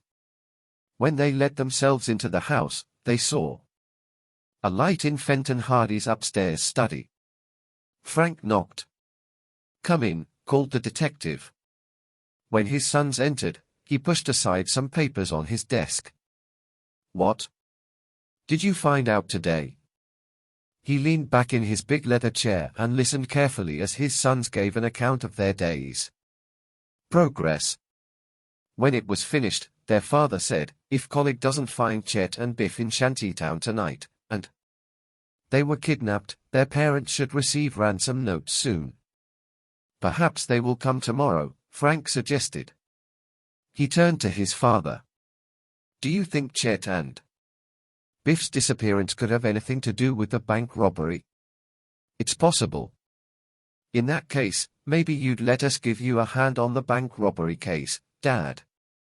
As a matter of fact, the detective replied, if Collig hadn't offered you the Shantytown problem, I would have asked your help on this one. Frank and Joe looked perplexed. But the bank robbery hadn't happened then. Joe protested. Mr. Hardy smiled briefly. For some time I have been working secretly to round up a certain ring of bank robbers who operate on a national scale. I see, said Frank. And they committed the Bayport hold-up? I believe so. It looks like their work. I've learned that the gang is broken up into a number of teams. Mr. Hardy explained. Somewhere on the west coast is the ringleader who assigns each team to rob a local bank in a different part of the country. The scheme is very well organized. The boys went to bed, hoping to be disturbed by a call from the police, telling them good news, but none came. In the morning Joe called headquarters, then relayed a disappointing report to his family. The Police didn't find Chet and Biff, but they picked up pieces of their costumes on piles of half-charred paper trash in different parts of Shantytown. Someone didn't know the outfits were fireproof and tried to burn them. Then our pals were taken there and later moved somewhere else, Frank declared. But where? He and Joe were so upset they could hardly eat breakfast.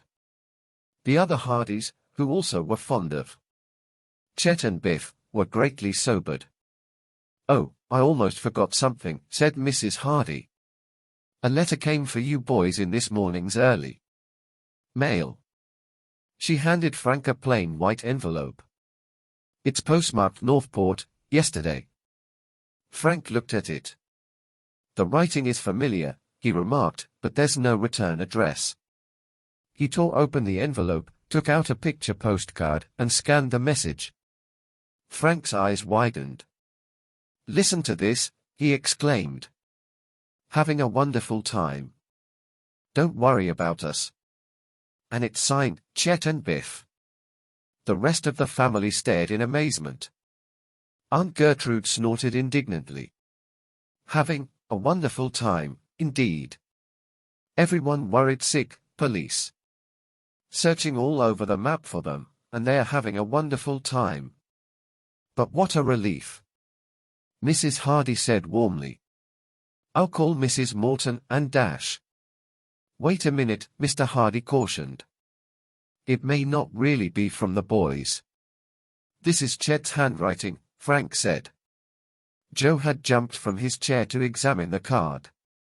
"Yes, it is," he affirmed. "The picture is of Waterfront Street in Northport.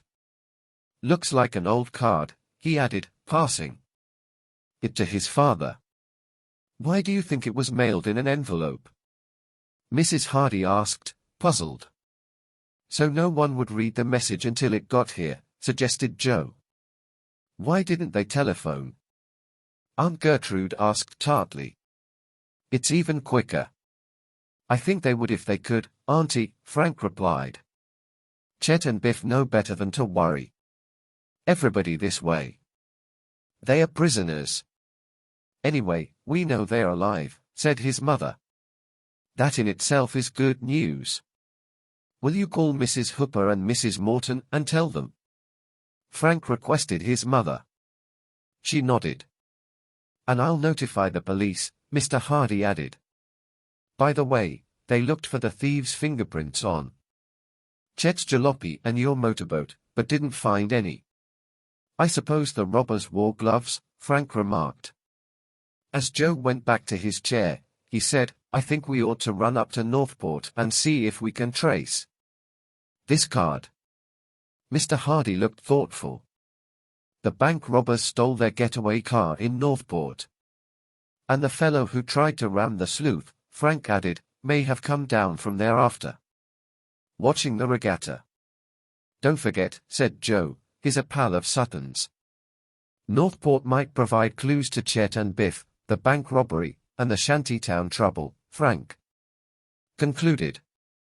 The boys finished their breakfast and rode to the Hardy boathouse. As Joe stepped into the sleuth, he kicked off his moccasins. The next moment he cried, "Ouch, hey! Broken glass." He lifted the floor rack. "There's a whole mess of it in the bottom. Looks like a soda bottle." "That's funny," said Frank. "We didn't notice any yesterday." "That's because the glass was all hidden under the rack," Joe pointed out. "This piece was forced up between the slats overnight by the rocking of the boat." While he gingerly extracted a sliver of glass from his toe, Frank picked up the jagged fragments. "These weren't here the day before the robbery," he broke in excitedly. "We took out the rack and emptied the boat completely. It's a clue, Joe. We'll put these pieces together at home." He found some cheesecloth in the dashboard compartment, gathered all the glass fragments into it, and put the little bundle in his pocket. Joe, meanwhile, stuck a small bandage on his foot and put on his shoes. After filling the tank with fuel, The boys headed for Northport. The motorboat streaked across the bay, with Frank at the wheel. Skillfully he throttled down a bit as his craft moved into the long, dark swells of the Atlantic. Steadily the sleuth plowed northward. Joe shaded his eyes with his hand as dots of land appeared off the coast ahead. There are the islands where Chet and Biff wanted to camp, he noted. Say, they are pretty isolated and would be likely spots for hiding kidnapped victims. We ought to search them if we don't find some clue to the boys in Northport. I'll pass them as close as I can, Frank offered. Maybe we'll see something. One by one the line of islets could be seen. Though the Hardys watched carefully, they saw only sand, pines, and huge stone formations. Some of the islands were surrounded by dangerous half-submerged rocks. We're getting close to Jagged Reef, Joe reminded his brother. Better take her out. Those rocky teeth can bite the bottom of a boat. Frank turned the sleuth's prow seaward. As he revved up the engine, however, he was startled by a shout from Joe. Hold it! They're submerged just off those rocks. Joe pointed to a little island. It looks like the wreck of a motorboat. Immediately Frank throttled down and headed toward the spot. Finally he let the engine idle.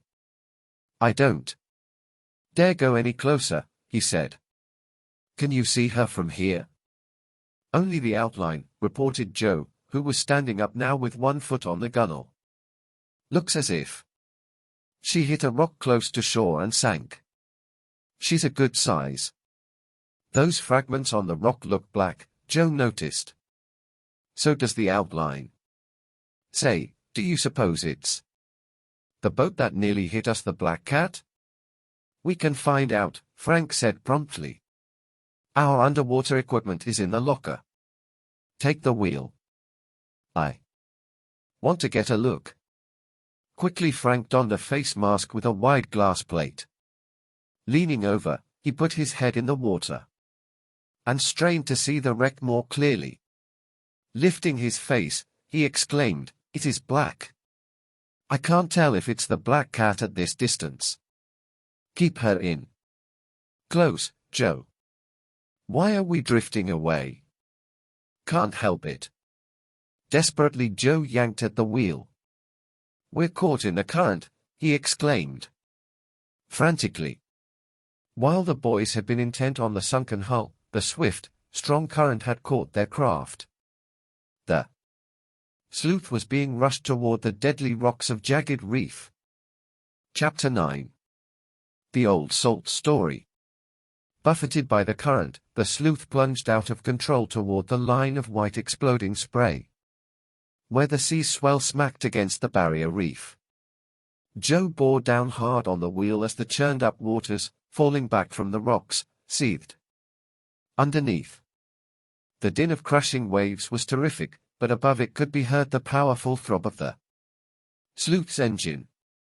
If I could only turn her, Joe thought. For an instant the motorboat seemed to stand still in the midst of the boiling waters. The engine and treacherous current pulled with equal strength in a fierce tug of war. Then, slowly, the sturdy craft inched her way seaward under Joe's guidance. She did it. Frank whooped in relief. What a boat! And nice piloting, Joe. The sleuth gathered speed and Joe took the boat out a safe distance from the reef. Too bad we couldn't find out if that sunken boat was the Black Cat, he remarked. But maybe we can learn something about the wreck when we get to Northport. First, we should trace the postcard, Frank said. He pulled it from his pocket and looked at it again carefully. This is so old, it probably was bought in a place that doesn't sell many, he commented. The edges are yellow and the picture is out of date. There haven't been trolleys on Waterfront Street for years. As soon as we get there, let's look for a little hole-in-the-wall store. Frank studied the card from all angles. "Joe, look," he exclaimed, and pointed to the thin edge. There was a blue stain. "Ink," Frank judged. "If it was spilled on the whole batch of cards, the others will have similar blots. We'll look for that." It was well past noon when the boys sighted Northport on their left, passing between a pair of entrants. "Boys," the sleuth came off the swelling ocean onto the calm surface of a small, well-protected harbor. On one side a forest of thick masts rose from a fleet of sturdy fishing boats. At the far end of the bay, bright-colored pleasure craft rode at anchor. Slender, pencil-like masts marked the sailboats. On the shore nearby were the yellow wooden skeletons of boats under construction. Joe guided the sleuth toward a large dock with gasoline pumps, which extended into the water from the boatyard. "This must be the yard that sponsored the regatta," Frank commented. "Bring her in, Joe." Within minutes the young detectives had made their craft secure and scrambled onto the dock. They hurried down the wooden planking and turned onto Waterfront Street. There were restaurants, souvenir shops, and boat supply stores. All of them were well kept and busy. The boys stopped in a luncheonette for a snack, then hurried on. They paused to look down the first intersecting street. It was narrow and shabby. "Let's try the stores on this street," Joe suggested. Halfway down the block, they found a small confectionery squeezed between a junk shop and an empty store. There was a sign Harry's on the window. As the boys went in, a musty smell hit them. When their eyes adjusted from bright sunlight to the dark interior, they saw a glass case of candy and a soda fountain with a broken stool. There was no one in the store. "Look," Frank said, pointing to a rack of postcards on a shelf behind the candy case. As Joe stepped behind the counter to peer at them, the door opened in the rear of the store. "Don't touch it," said a deep voice. The boys turned to see a big man lumbering toward them. He had a swarthy face with huge dark eyes and a heavy black mustache. "You want a postcard?" he asked shortly. "Yes, please," Joe replied. The shopkeeper took the card rack from the shelf and placed it on the counter. "Pick out," he ordered. Frank showed the man Chet's postcard. "We want one like this. Some friends of ours bought it here yesterday, we think." The man looked at them stonily. "Could be." He pointed at the rack to some faded cards identical to the one Frank held. Joe lifted them out, held them up together, and squinted at the edges. There was the blue ink stain. "Do you remember the fellows who bought this one?" Frank asked casually, holding out the card from Chet and Biff. "You buying or asking questions?" the man inquired. "Both," Frank told him with a smile. "I guess you don't recall," Joe said. "Two boys our age, one of them pretty chubby?" The man looked annoyed. "I remember who comes in my place," he said hotly. "No kids." It was a big, bald fellow with a loud voice. He bought a lot of fizzle soda. Second time in a week. Frank and Joe exchanged glances. Both had the same recollection, the huge, bald-headed man in the black cat. Could he be the postcard purchaser? Unable to learn more, the boys thanked the proprietor and purchased 3 postcards. Outside, they turned toward Waterfront Street. "Just as we suspected," Joe burst out. "The postcards are phony. Somebody forced Chet and Biff to write it. And that somebody may be the bald man. But what's his game? And is his buddy who piloted the black cat in on it too? What's their connection with Shantytown, anyway? I'd sure like to get my hands on those 2 guys," Joe declared. They must know where Biff and Chet are. The Hardys stopped at a nearby restaurant where Frank telephoned Bayport Police Headquarters. He gave a report of their findings to Chief Colleague. "Good lead," said the officer. "That bald fellow might have a connection with your pal's disappearance. I'll send out a description of him. Keep up the good work." The Hardys then went to the boatyard where they had left the sleuth. "Maybe someone here knows about the black cat," Joe said. "Let's ask." As the boys walked out on the docks, a wiry man bustled up to greet them. He had a lively, ruddy face and unruly black hair. "Hello, mates," he called out. "I'm William Kane. I manage this dock. Need any gas? Repairs?" Frank spoke up. "What we really want, Mr. Kane, is some information." The manager smiled. "We've got plenty of that, too. Come along." The friendly man led the Hardys to his office, an old deck cabin at one end of his dock. Inside, Frank and Joe looked about them curiously. The room was filled with all sorts of old sea articles: a barometer, a binnacle, and a huge pilot wheel. In addition, there were a desk, a filing cabinet, a typewriter, and a telephone. "Pretty snug, eh?" Mr. Kane chuckled. "It's my little bit of sea on shore, now that my sailing days are over." While Joe grinned appreciatively, Frank noted a limp object lying on top of the filing cabinet. "Excuse me, Mr. Kane," he said. "What's that?" The seafaring man followed Frank's gaze. "Oh, that." Carelessly he tossed it over. "A mask!" Frank exclaimed. "A gorilla mask," Joe added. "Where did you get this, Mr. Kane? Kind of scary, ain't he?" The old-timer chuckled. "We had a big masquerade party the last night of the regatta. I went as a gorilla." The young sleuth studied the rubber face intently. "Coincidence?" Joe murmured. "Sure was a big regatta," the manager went on. "People came from all over." Joe nodded. "What we want to ask you about, Mr. Kane, is a good-sized inboard, painted all black, named the Black Cat." "The Black Cat?" Kane raised his eyebrows. "Why, I own her." "You do?" Frank exclaimed. "Sure. Nice fast boat, too." "Where'd you see her?" "At Bayport, day before yesterday," Joe replied. "She tried to ram us." Kane looked astonished. "What happened?" "We pulled away from her." "You fellows must have a pretty good boat yourselves." "Who was piloting the Black Cat, Mr. Kane?"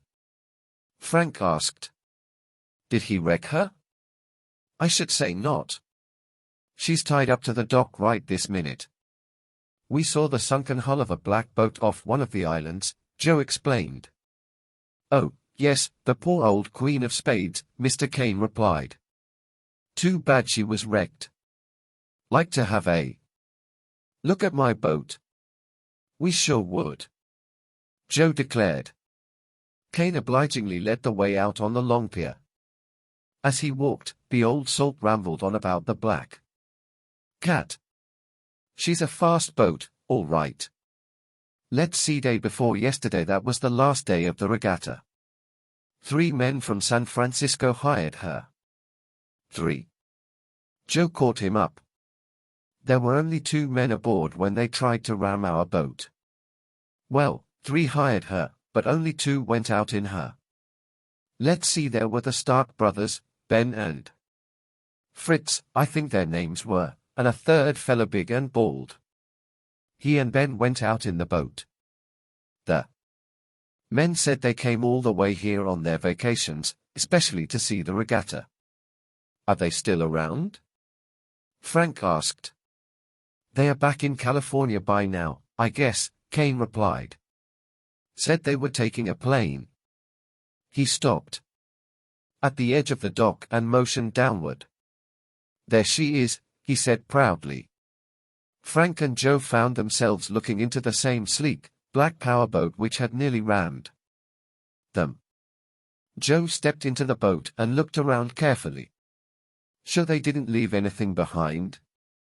"Yep. I always clean my boats out good after people bring 'em in."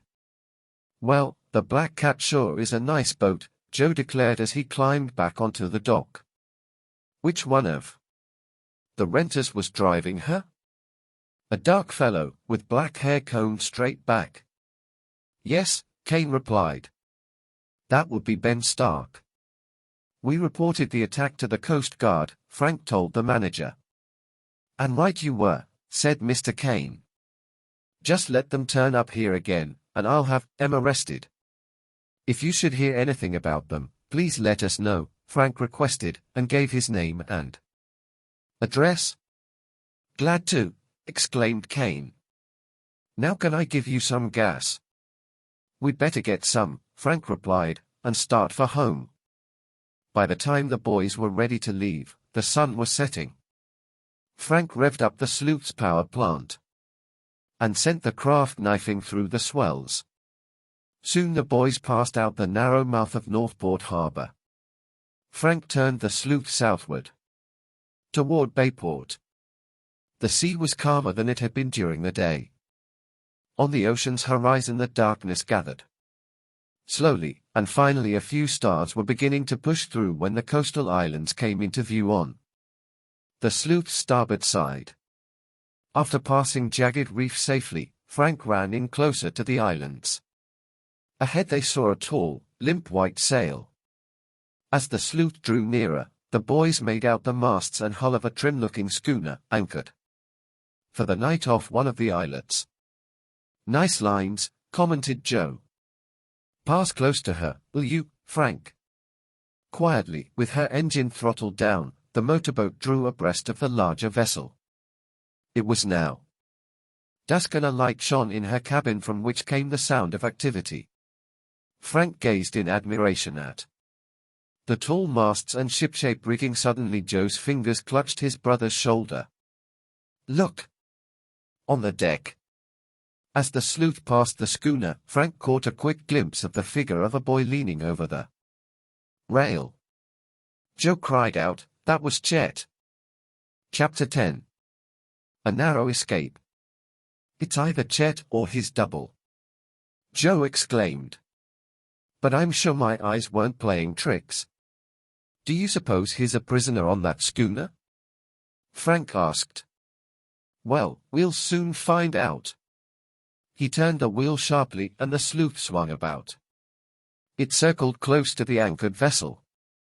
"Chet!" cried Joe, making a trumpet of his hands. "Chet Morton!" "It's Frank and Joe. Are you all right?" "Chet," both boys yelled together. "Chet Morton." A momentary hush followed, as the Hardys paused for breath. All sounds of activity aboard the schooner ceased. Abruptly a burly sailor in white duck trousers appeared on deck. "What's all the holler?" he barked. "Clear out of here, or you'll get in plenty of trouble." As Joe stood up to retort, Frank yanked him down again. "We should go," he whispered. "Let him think. He scared us off." The sloop's engine roared louder and the boat moved along the shore of the island until the white sails were out of sight. "It'll be black night out here in half an hour," Frank explained. "Then we'll go back and see what's up." Daylight faded away, leaving in its place broadly sprinkled stars. A calm ocean swayed their boat gently. Rocks along the shore humped up, massive shapes in the darkness.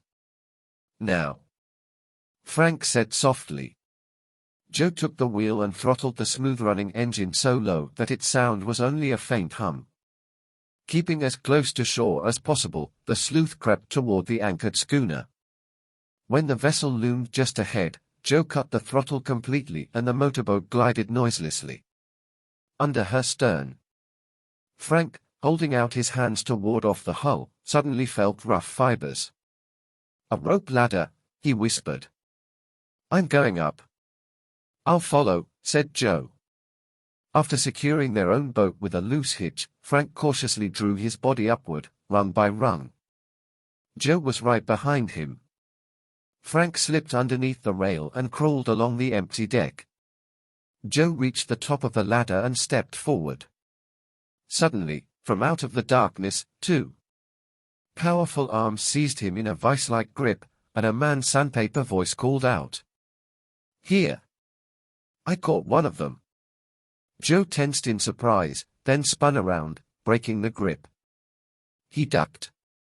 With all his strength he drove upward, his head hitting the midsection of his attacker like a battering ram. As the man fell back, gasping, Joe leaped to his feet. "Frank!" he cried hoarsely. There was no reply, but a wild clamor rose from the forepart of the deck. "Here he is," someone cried out. "No, here," another rasped. "That's me, you fool." Someone began ringing the deck bell. There came the shuffle of running feet and the grunting of men short of breath. Then Frank's clear voice sang out, "No use, Joe. Overboard." Both boys vaulted the rail. As Joe hit the water, another geyser of spray rose several feet from him. The Hardys popped to the surface, then disappeared under the dark water again. "Harbor thieves!" came shouts from the deck. "Get them!" The bell clanged on. There were two sudden bursts of light, accompanied by sharp explosions. Someone was shooting wildly. Frank and Joe surfaced near the rope ladder and quickly untied the sleuth. Swimming with swift, silent strokes, they pushed their craft away from the schooner into the protecting darkness. "Phew," breathed Joe as he tumbled, panting, into the motorboat. "They must have been on deck, watching." "Anyhow, I found out what we wanted to know," Frank reported. "That wasn't Chet, but a boy who looks a lot like him." "How do you know?" "He tackled me." I said, "Chet, it's Frank," but he hung on tightly. That's when I yelled for you to go over the side. Joe started the motor and opened the throttle all the way. As the sleuth gained power, the prow lifted, and the boat leaped forward. Safely away from the yacht, Joe switched on the running lights. Along the shore, they could see a solitary light here and there. Presently the bright glow of beach fires told them they were passing Shantytown. "No more stops tonight," Frank said with a chuckle. The sleuth crossed the quiet expanse of Bayport Harbor and finally entered their boathouse. 20 minutes later they reached the Hardy house. Their mother and aunt were anxiously waiting. "Goodness gracious," scolded Aunt Gertrude. "Is this a time to come home?" She stopped and gasped. "Oh. Look at them. Soaking wet like a pair of drowned rats." "We're almost dry, Auntie," Joe replied with a laugh. "We fell in over an hour ago." "Fell in?" their mother exclaimed. "We can't wait to hear. But first you'd better go upstairs and change. Then have some supper." Soon Frank and Joe, comfortable in fresh, dry clothes, were seated at the kitchen table before a late but steaming dinner. "Where's Dad?" Frank asked. "He left town this afternoon," Mrs. Hardy replied. "He's checking an out-of-state clue on the bank. Robbery. Now tell us what happened to you boys." "Well, we thought we saw Chet on a schooner," Frank began, as he cut into a generous slice of roast beef. "Only it wasn't Chet," Joe said, and helped himself to a baked potato. "They thought we were thieves." Frank tried again. "So we jumped overboard," Joe added. "A very clear account," Aunt Gertrude commented tartly. As soon as the brothers finished eating they excused themselves, jumped up, and headed for the back door. "Oh, no," cried Aunt Gertrude in alarm. Where are you off to now? Just out to the laboratory, Auntie, Frank reassured her. We found something today we must work on. The boys ran up the garage stairs and Joe unlocked the door at the top. Frank switched on the fluorescent light over a clean table. On it he laid the cheesecloth bundle of glass fragments from the sleuth. We'll need something to hold these together, he noted, unwrapping the green shards. As the brothers examined them, Frank reached for a container of putty. This will be better than glue. Treating the fragments like pieces in a jigsaw puzzle, the young sleuths rebuilt a 12-ounce green-tinted pop bottle. Fizzle, Joe read from the raised glass letters. Fizzleware Dash. Harry's Confectionery in Northport. Frank broke in excitedly. The owner said that the bald man bought several bottles of Fizzle. You mean he might have been the one who left the broken glass in the sleuth? Yes. Not only that, he might have done it while helping to steal our boat. Wait a minute. Joe's thoughts raced as he followed his brother's line of deduction. If that's true, he could be one of the bank robbers. They stole a car in Northport. And don't forget the postcard business, which may tie him in with the kidnapping of Chet and Biff. Joe nodded. Then there's Ben Stark, the pilot of the Black Cat, which by the way, came down from Northport the day of the bank robbery. Is he linked with both cases? And is his pal Sutton? And where do the fights at Shantytown fit in? That's for us to find out, Frank said determinedly. Especially since the answer might lead us to Chet and Biff. We're pretty sure they were in Shantytown since we found Chet's gorilla mask off the coast there, and his sleeve was picked up behind Sutton's shack. The excitement suddenly faded from Joe's face. Maybe our hunches are on the wrong track. After all, Fizzle could be sold in other places besides Northport, and we have no proof the bald guy left the bottle in the sleuth. Don't be a pessimist, Frank begged. Remember what Dad says, persistence is just as important as cleverness in detective work.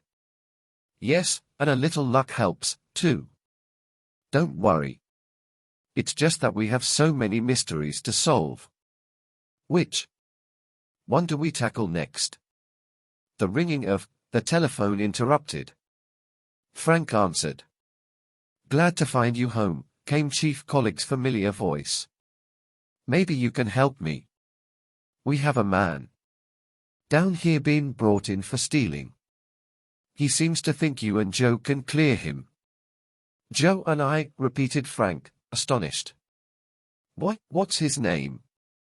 What does he look like? He's a big, strong fellow, a stevedore. Calls himself Alt? Chapter 11. Midnight Caller. ALF Lundborg thief. Frank exclaimed. I can't believe it. We'll be right down, Chief Collick, he promised. I don't buy it, Joe said flatly as they started out. What's the pitch? Frank shrugged and hurried off to inform his mother of the errand, while Joe locked the laboratory. Then the brothers rushed downtown on their motorcycles to Chief Collick's office. Where's Alf? Asked Joe, looking around as he entered. We're holding him in a cell until I talk to you boys, the officer explained. He's the man we told you about yesterday, Frank reminded the chief. The one who helped us in Shantytown. If it hadn't been for him, Sutton would have cracked my skull with a blackjack. I remember, the chief replied. Sutton's the cause of his arrest. Before the surprised boys could speak, he added, I'll let Lundborg tell you himself. Over his intercom he ordered the suspect brought in. I don't believe Alf's a thief, Frank said. But he does have a record for petty theft and disturbing the peace, Chief Collick said soberly. That makes it look bad for him. How long ago was that? Joe asked. Alf's last brush with the law was 5 years ago, Collick replied. He claims he was just a wild kid at the time. The door opened and Alf stood on the threshold. His giant frame almost hit the sergeant behind him.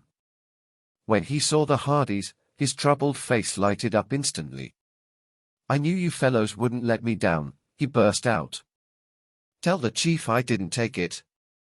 "Take what, Alf?" said Frank.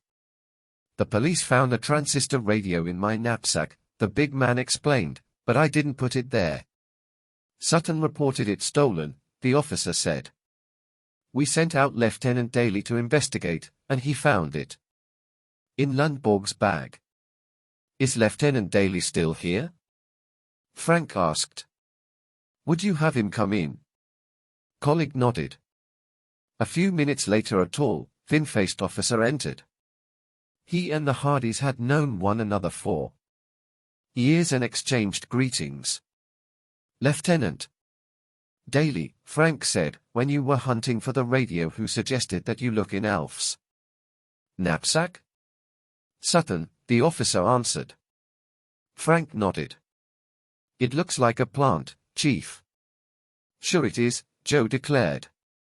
"Alf scared Sutton off when he attacked Frank. He probably planted the radio to get even." "That's right. That's just what I told them," Alf boomed. "Thanks a lot for sticking by me, fellows. I'll get Sutton." "Hold on there," commanded Chief Collick. "You'll be back here for assault if you try that. Since the Hardys back up your story, I'll let you go. But if Sutton prosecutes, we'll have to bring you in again." "Okay." Alf wrung the boys' hands, thanked them, and left. Frank pointed to a radio on Collick's desk and asked, "Is this the stolen property?" "That's it," Lieutenant Daly spoke up. "Take a look," the chief invited, and Frank picked up the compact, heavy little set. "Japanese make. Yokohama Super X." "Let's see," Joe requested. He gave a low whistle as his brother passed it to him. "What a little beauty. Brand new, too.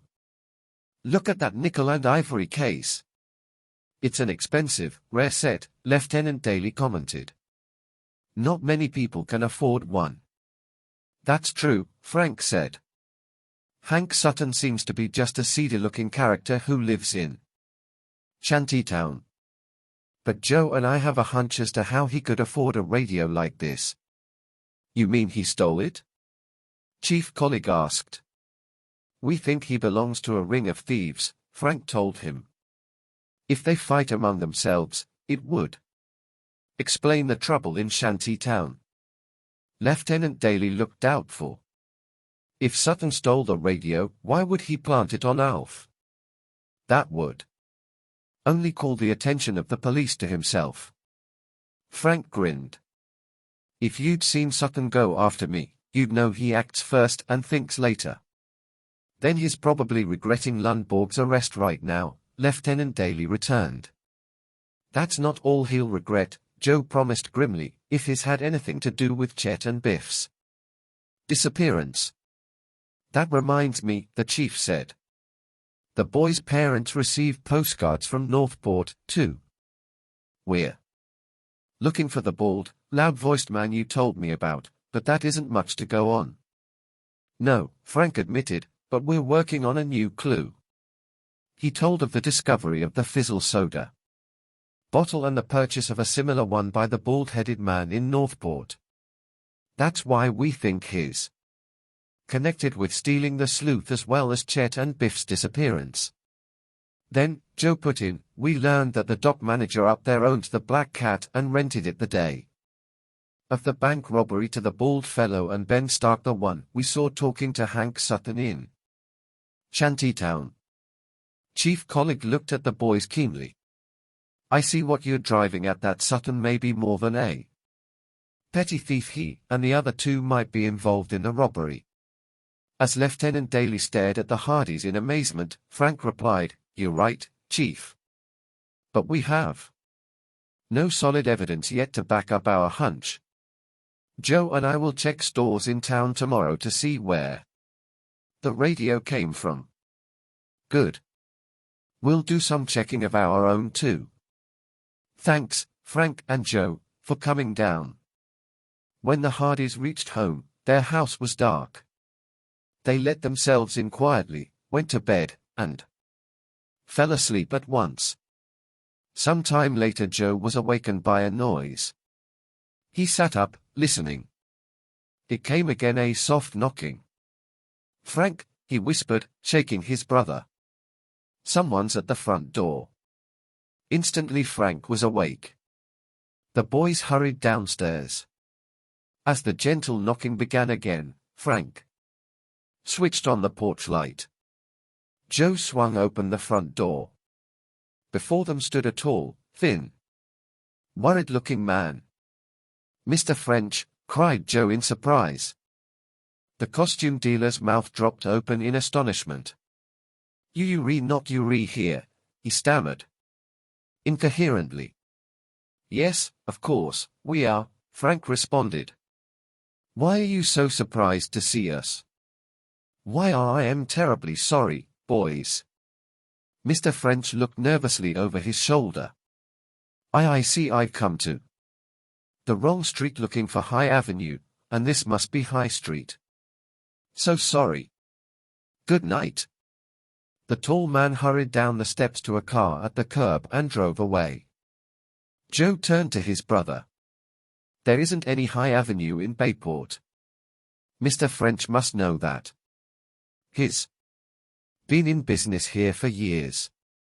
As Frank closed the door, they heard footsteps at the top of the stairs and their mother's voice asked softly, "What is it, Gertrude?" "Burglars," hissed their aunt. "I heard them talking."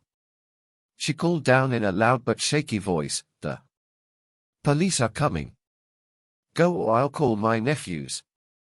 "Frank? Joe? We're down here, Auntie," Frank informed her, stifling a laugh. "There are no burglars." After a second's pause there came a weak, "well," followed by, "Humph. I might have known." "What's the matter, boys?" Mrs. Hardy asked. "Someone here who said he had the wrong street," Joe told her, and switched off the porch light. The next morning the boys ate an early breakfast. Afterward, Frank suggested, "Let's try all the appliance stores to see if Sutton did buy the Super X radio. We can see Mr. French later."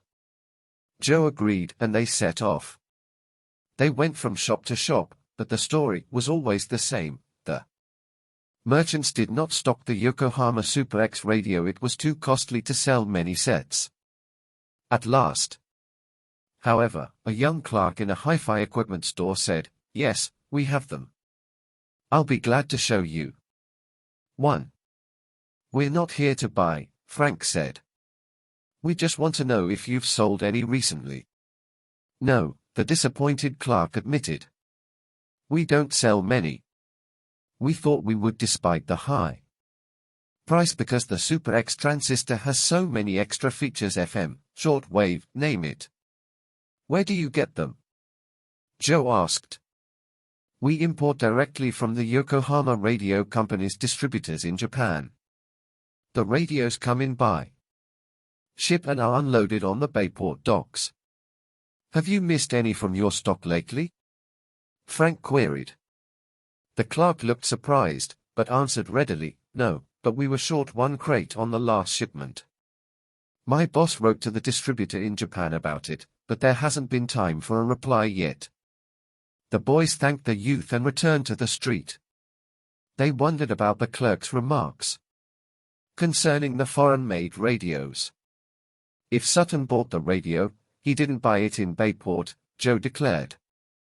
Frank said, he may have stolen the whole crate that was supposed to go to the hi-fi store. "Let's cycle out to Shantytown. Maybe we can learn more about Sutton." The brothers hurried home and put on their beachcomber clothes. Then they hopped onto their motorcycles and sped along Shore Road. They hid their cycles in a grove of short, scrubby pines near the squatter colony. "We'd better walk the rest of the way," Joe said, and act as casual as possible. Frank and Joe entered the camp cautiously. It was noontime and pale smoke rose from a few cooking fires near the water. The village was nearly deserted and the boys judged that Sutton's shack was empty. The door was padlocked. As Frank and Joe wandered among the huts, they noticed that each one had a trash heap of its own in the rear. Suddenly Joe darted to a pile in which something glinted in the sunlight. "What did you find?" Frank called, and ran forward to look. "Pop bottles." Joe exulted, holding one aloft. "Fizzle soda." Chapter 12. The Desolate Island. Joe picked up another bottle from the rubbish heap. "It's exactly like the one we pieced together last night," he declared. "These prove the bank robbers are linked up with Shantytown." "It looks that way," Frank conceded. "But fizzle soda may be sold around Bayport. As you said, we don't know for certain that the robbers used the sleuth. Somebody may just have borrowed it for a joy ride." "Well, the bottles make it likely that the robbers are connected to this place," Joe amended. "But let's scout around some more."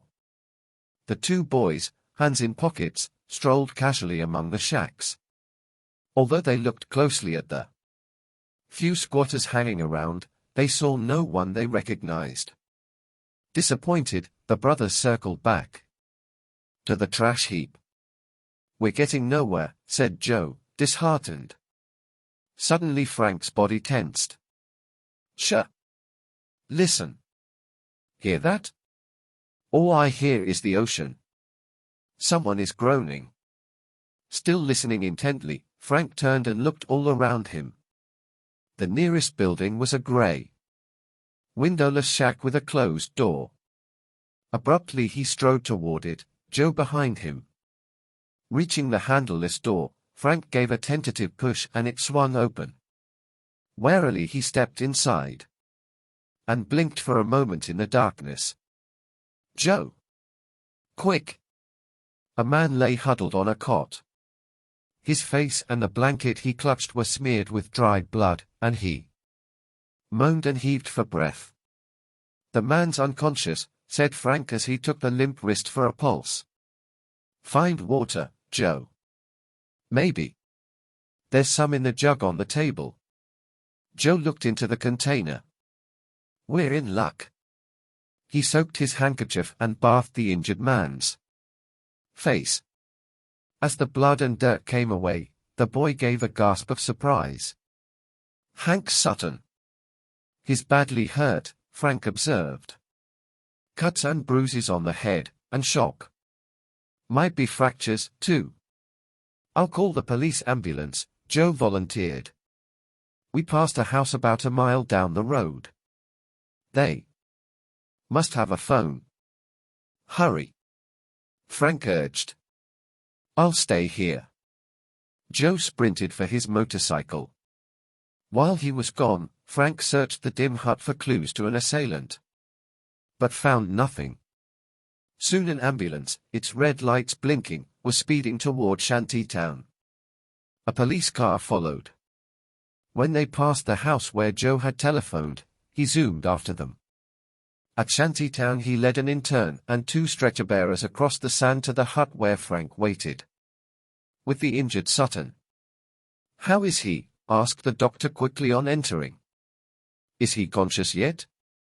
"No, he's delirious," Frank said. "He keeps mumbling something over and over a man's name." "Whose?" asked Joe eagerly. He had appeared in the doorway, with Chief Colic behind him. Frank looked up at them with a frown. "Alf Lundborg's, I'm afraid." "So he took his revenge on Sutton," the chief concluded. "That's bad." The intern hustled everyone out of the way. Expertly the injured man was transferred to the stretcher and borne across the sand to the waiting ambulance. Chief Colic and the boys trailed along. We'll have to pick up Alf, the chief remarked. He had the perfect motive for assaulting Sutton. Just the same, I don't believe he did it, Joe declared stoutly. Sorry, fellows, the chief said regretfully as they reached the road, but regardless of the suspicions against Sutton, I have no choice. Frank and Joe walked sadly back to the pine grove, mounted their motorcycles, and rode home. They ate lunch quietly, puzzling over the case. What now? Joe asked glumly. All we did this morning was to get Alf in trouble. Great detectives we are, said Frank, disgusted. How about walking downtown? I have another idea. About what? The fizzle soda. Since the person who had a bottle of it was in our boat, the bald fellow or someone else, he was in Bayport. Maybe he did buy some here. The two set off and strode briskly along the sidewalk. At the first grocery store they turned in. Do you carry fizzle soda?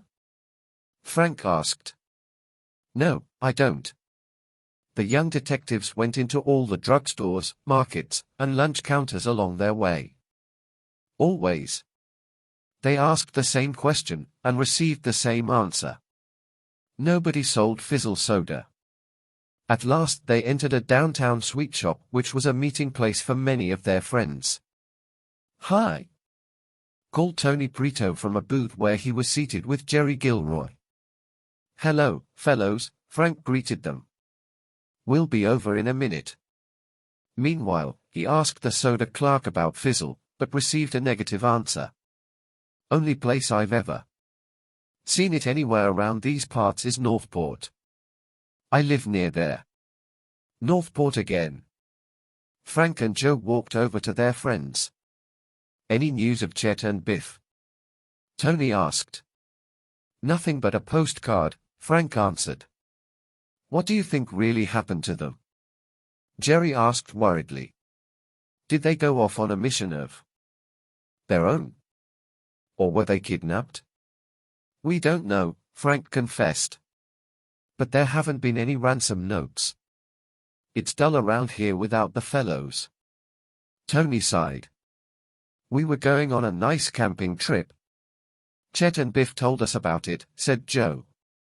Frank and I have an idea maybe they're being hidden on one of the coast islands. Could be, Tony said. I remember Biff mentioned Hermit Island, the one owned by a queer old recluse who lives on it. He mentioned that to us, too, Joe recalled. I wonder if that old man has seen any sign of Chet and Biff? Say. Tony's face suddenly lighted up. Why don't we get your boat and go out for a look at Hermit Island? It's early enough yet. How about it? Good idea. Jerry exclaimed. Right. Frank said enthusiastically. Joe was already on his feet. Come on. Let's go. To Frank he said, the mystery of Mr. French's mix-up last night can wait. Jerry and Tony paid for their ice cream, and the four hurried out to Jerry's car. A short drive brought them to the Hardy boat house. Let's take both our boats, Tony proposed. We might need them if we find Chet and Biff. They piled into the sloop and Frank steered the craft down to the dock where Tony kept the Napoli. Just as the two boats were ready to cast off, Callie Shaw and Iola Morton walked out onto Tony's dock. Oh, are you boys going for a ride? Callie asked. May we come along? Gosh, Callie, Frank said doubtfully, this isn't exactly a pleasure cruise. We're bound for Hermit Island to look for Chet and Biff. Oh, then you have to take us, pleaded Iola. After all, Chet's my brother. Her eyes filled with tears. Please, Frank. Iola's right, Joe agreed.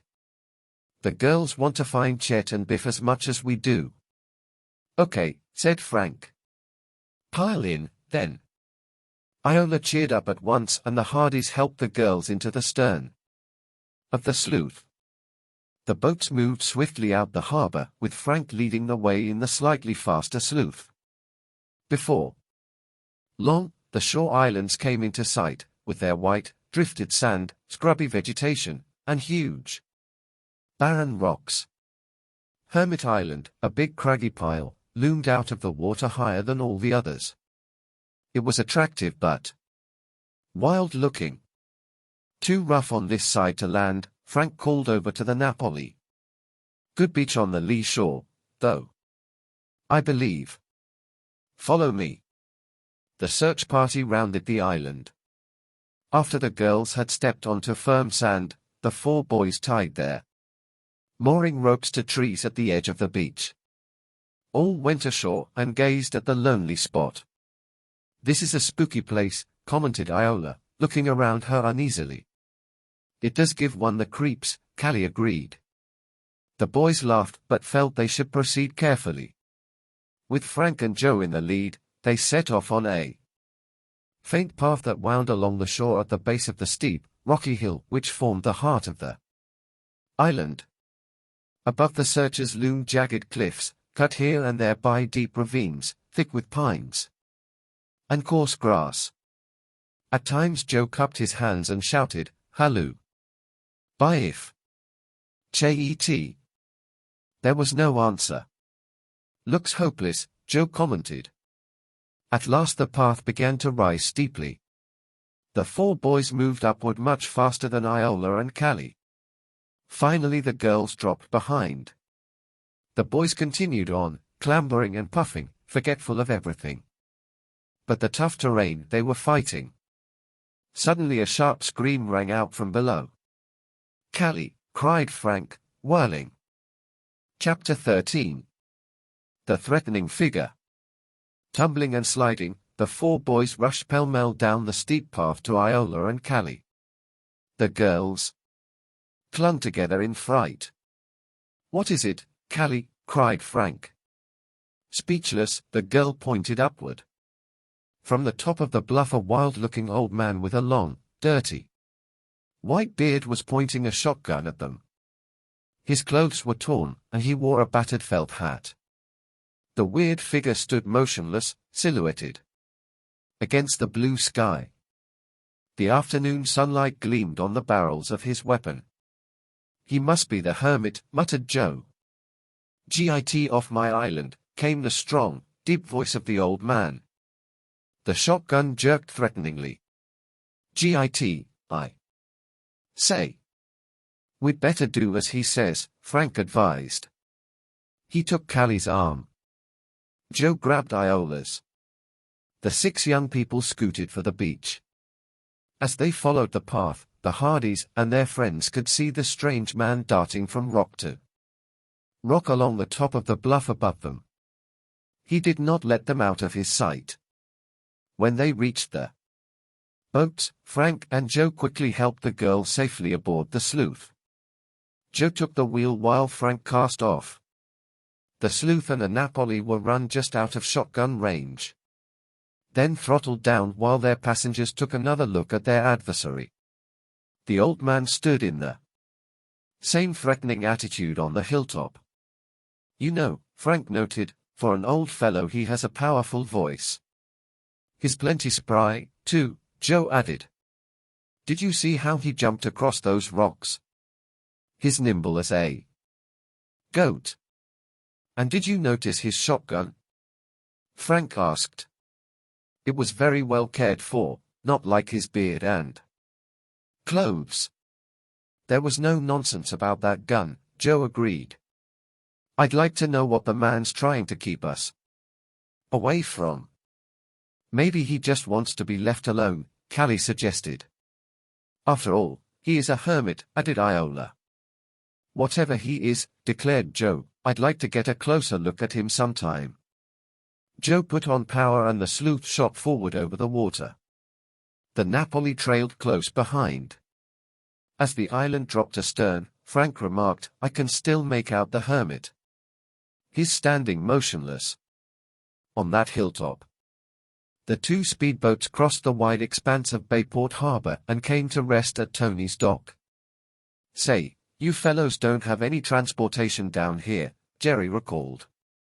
"Shall I pick you up at your boathouse?" "No, thanks," Frank replied. "Joe and I came out to do some sleuthing. We'll walk. We have a few stops to make." "Okay, we'll give Iola and Callie a lift, then." They helped the girls ashore and Frank and Joe waved goodbye. After locking the sleuth in her berth, Frank and Joe walked to the center of town. "Let's stop at headquarters," Frank suggested as they approached the familiar stone building. "Maybe there's some new word on Sutton." The boys found Chief Collig in conference with Lieutenant Daly. "It's all right. Come in, fellows," the chief invited. "Daly's been over at the hospital. Sutton has regained consciousness." "What did he say?" Frank inquired eagerly. "He claims he doesn't know who beat him up," replied Lieutenant Daly. "Says he was hit from behind and never saw his attacker." "But that can't be true," Frank protested. "The bruises I saw were mostly on his face." "Oh, he knows who did it, all right," Lieutenant Daly agreed. "Only he's covering up for somebody. Why should he try to protect that big fellow he tried to frame last night?" "How about Alf?" Joe broke in. "What's his story?" "We have Lundborg in a cell," Lieutenant Daly answered. "Of course he denies any part in the beating." "We can't hold him much longer," put in Chief Collig. "There's no evidence against him." "Of course not. Alf wouldn't beat up a fellow half his size," Joe declared. "Then why did Sutton mumble Lundborg's name in his delirium?" the chief countered. "Sutton had a grudge against Alf. It must have been on his mind," Frank suggested. "That could be," Chief Collig conceded. "How have you two boys been making out? Any new dues on Chet or Biff?" "We have none." "No, we haven't," Frank answered. "We went out to Hermit Island on a hunch this afternoon, but had no luck there, either." "Do you know anything about that hermit, Chief?" Joe inquired. "A little," the chief returned. "Remember him, Daly? Queer old bird. Somebody left him the whole island in a will. He said it was just the place he wanted, to get away from the crazy world." "Yes." The tall lieutenant chuckled. "He moved out there for good some years ago. Never let anybody land on his island. We found that out. He chased us off pretty fast this afternoon," Joe said. "What a," drawled the lieutenant, turning for a good look at the boy. "Who are you kidding?" Chief Collig grinned. "What's so funny?" Joe asked. "He threatened us with a shotgun." "That's impossible," Chief Collig said flatly. "He's dead." Frank and Joe looked at each other in astonishment. "Then he's a mighty spry dead man," Joe declared. Chief Collig shook his head. "The hermit died last fall and the Coast Guard brought him back to the mainland for burial. He had no one to leave the island to, so it belongs to the state." "Wow!" Joe cried out. "Then the man we saw isn't the real hermit and had no right to order us off." "Right," Chief Collig agreed. "It's state property. Anyone can go there. My jurisdiction doesn't cover it. Report this man to the Coast Guard." "We will, if he bothers us again," Frank stated. After leaving the police station, the young detectives walked along Bayport's main street toward Mr. French's costume store. "That phony hermit wasn't joking," Frank said. "He wanted us off the island and no fooling. What do you think he's up to?" Joe stopped short and said excitedly, "What if Chet and Biff were taken to Hermit Island? Then this faker might know about the kidnapping. Is he in on the game, too?" The old guy could be holding them prisoner, Joe went on. That's why he chased us away. He didn't. They risk having us looking around. Hermit Island isn't very far away from Shantytown, Frank said. The rubber mask we found could have floated out from one place as well as from the other, depending on the tide. But how about the pieces of the boys' costumes the police found among the shacks? Joe asked. Perplexed. How do they fit in with the Hermit Island theory? Chet and Biff could have been transported to the island from Shantytown, reasoned Frank. As he spoke, the brothers came to the costume shop. I hope Mr. French is here, Frank said. We'll ask him why he dash. The boys suddenly gasped and stared in amazement at the big display window of the store. In it were a gorilla and a magician costume. The same kind of suits we were wearing the night Biff and Chet disappeared. Frank cried out. Yes, Joe agreed in high excitement. And that was the night of the bank robbery. Chapter 14. Signal 3. There's something queer about this costume store, Frank said positively. Maybe the bank robbers got their masks here. And Mr. French came to our house in the middle of the night to tell us about it, then lost his nerve, Joe added. Why are the same costumes in this window as those we wore? Frank wondered. Are they a signal to somebody? There's one way to find out, Joe replied. We'll ask Mr. French himself. He pushed the heavy glass door. It was locked. Peering inside the store, the boys saw that it was deserted. A shaft of light from the back room pierced the late afternoon shadows within. Joe banged on the heavy glass with his knuckles, but no one came. Let's try the back entrance, Frank muttered. An alley separated the costume store from the next building. The boys slipped along this cobbled passageway to a dingy yard behind the shop. Quietly they stepped up to the rear door. Voices could be heard inside. As Joe raised his fist to knock, Frank grabbed his arm. Wait. Listen. A man's voice droned on indistinguishably, then snapped out a single, sharp word. Kidnap. Breathless, Frank and Joe strained to hear more. You fools, said a new voice derisively. A third speaker broke in harshly. The phrase, no second mistake, rasped out clearly. Signal 3 came another snatch. The Hardys listened intently but were unable to catch any more of the conversation. Silently Frank beckoned Joe into the alley. I have a hunch, he said. Chet was wearing a gorilla suit just like mine. What if he and Biff were kidnapped in place of you and me? Joe's eyes widened with excitement. Then the kidnappers are the bank robbers and they would still be out to get us, he exclaimed. That's what they meant by no second mistake. Frank nodded. They are probably holding Chet and Biff because they're afraid to let them go. But why were they after us in the first place? Joe asked, puzzled. I don't know, Frank admitted. But I have a plan. Come on. We must act fast. The boys ran from the alley and hailed a passing taxi. When they reached home, the brothers found that their father had just returned and was in his study. Fenton Hardy listened in concern and amazement to his son's discovery. How I'd like to pick up those thugs and question them, he exclaimed. But that would only tip them off. And we haven't enough evidence to hold them, Frank added. Mr. Hardy frowned. The best we can do is put a police tail on them and hope to find out more that way.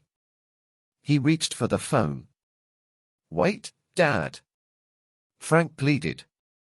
I have a scheme. Joe and I will go back to the shop. We'll let them kidnap us. Then colleagues' men will really have something on the gang and can nab them.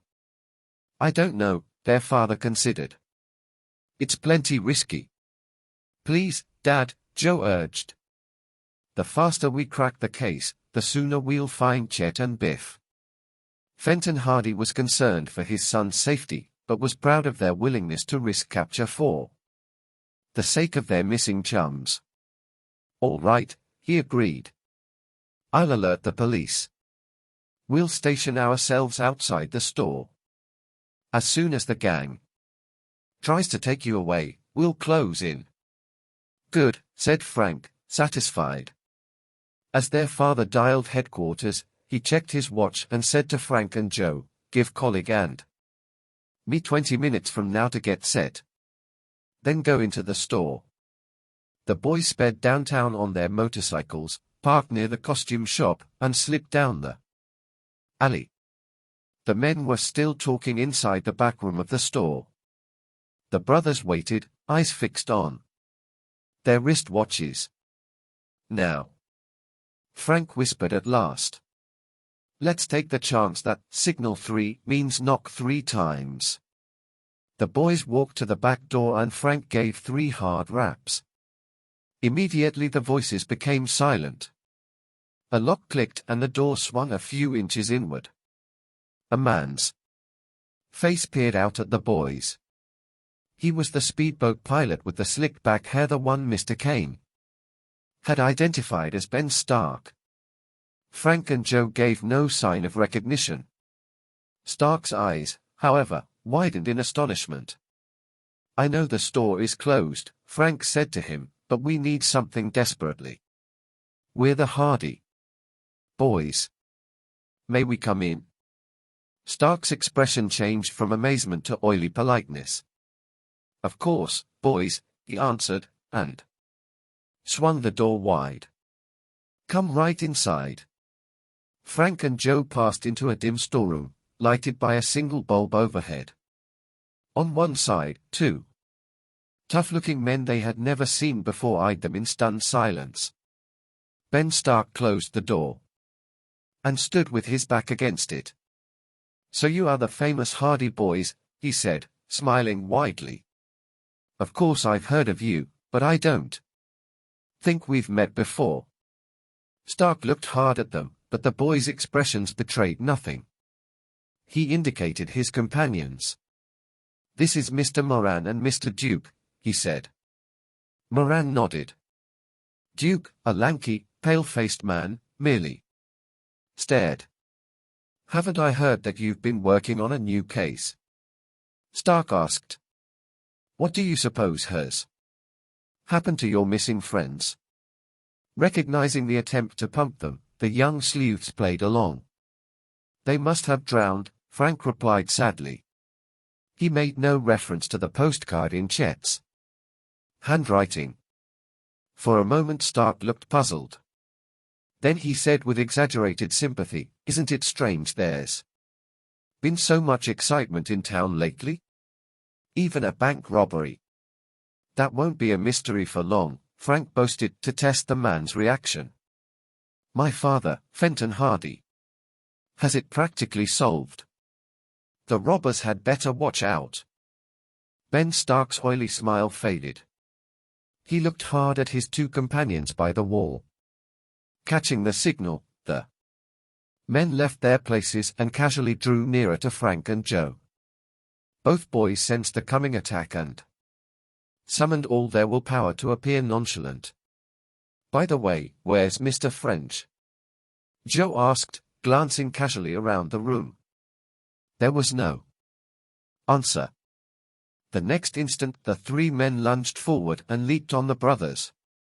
Boxes tumbled from shelves in the struggle, and the single light bulb swung crazily from the ceiling. Frank pretended to be fighting off his assailants, but finally he allowed his arms to be pinioned. Joe, meanwhile, had been thrown against a bank of shelves and had fallen to the floor as though stunned. Panting, the men quickly bound, gagged, and blindfolded the 2 young detectives.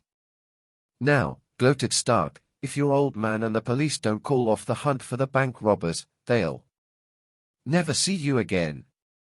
Frank and Joe listened intently, hoping to learn more, but the men said nothing further. A door slammed. There was a short, silent wait. Then they heard a car engine running in the yard behind the store. "Okay," came Stark's voice. "Coast is clear." Frank and Joe were lifted up, carried a little way, then dropped on the floor of the automobile. Tensely, the two boys waited to hear police whistles and Chief Collig barking orders. But the car began to move, rolling swiftly out the alley, and away. "What happened to our plan?" Frank wondered. "Where's Dad?" "We must have gone in too soon," Joe thought, dismayed. "The police couldn't get here in time." As the car drove on, Frank and Joe recognized the sounds of heavy traffic all around them. Gradually the vehicle picked up speed. The engine purred steadily, and the tires whined along on what could only be open highway. Presently the car swerved, bumped over uneven ground a short distance, and stopped. In the sudden silence, the blindfolded youths could hear the sound of surf on the beach. "We're near the shore," Frank reasoned. "Shantytown perhaps.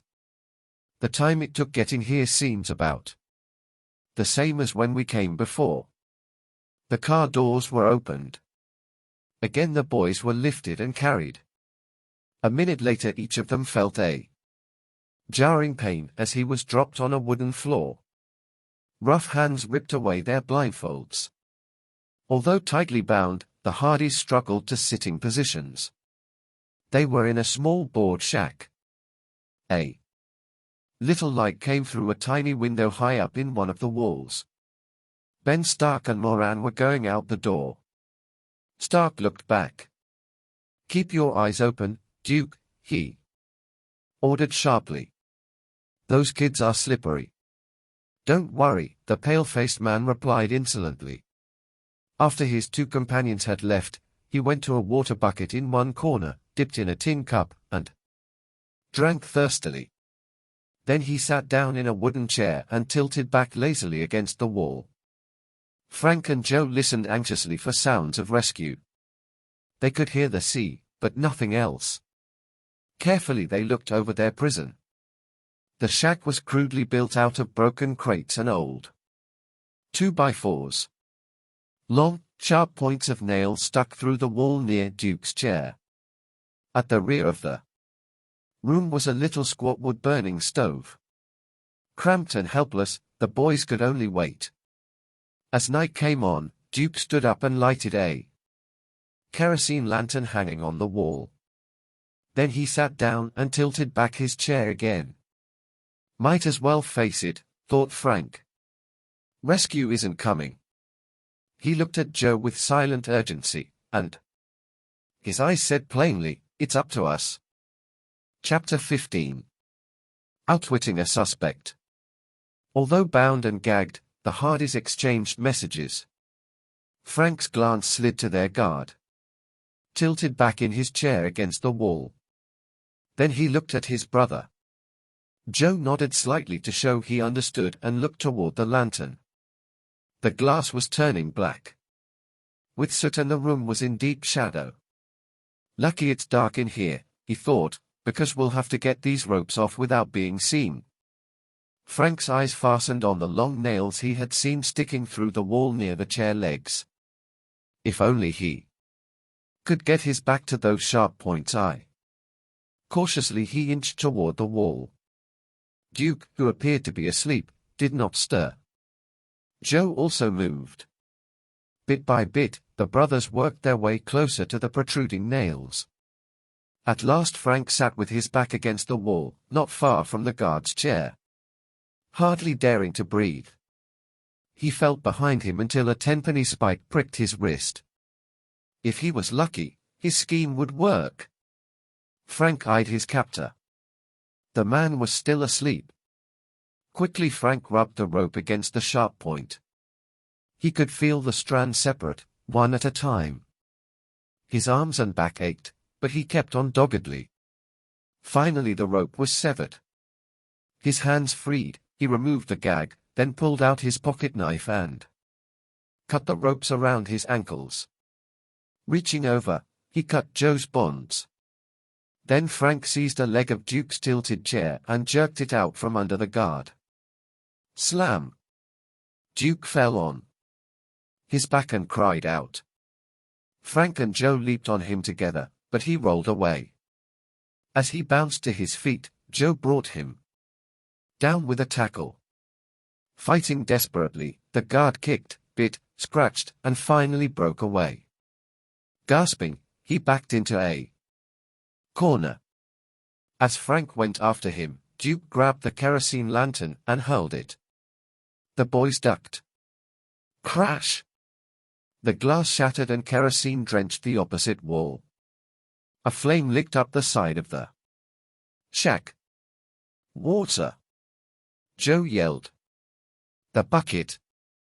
He tore off his shirt and tried to beat out the flames. At the same time, Frank and Duke grappled for the pail.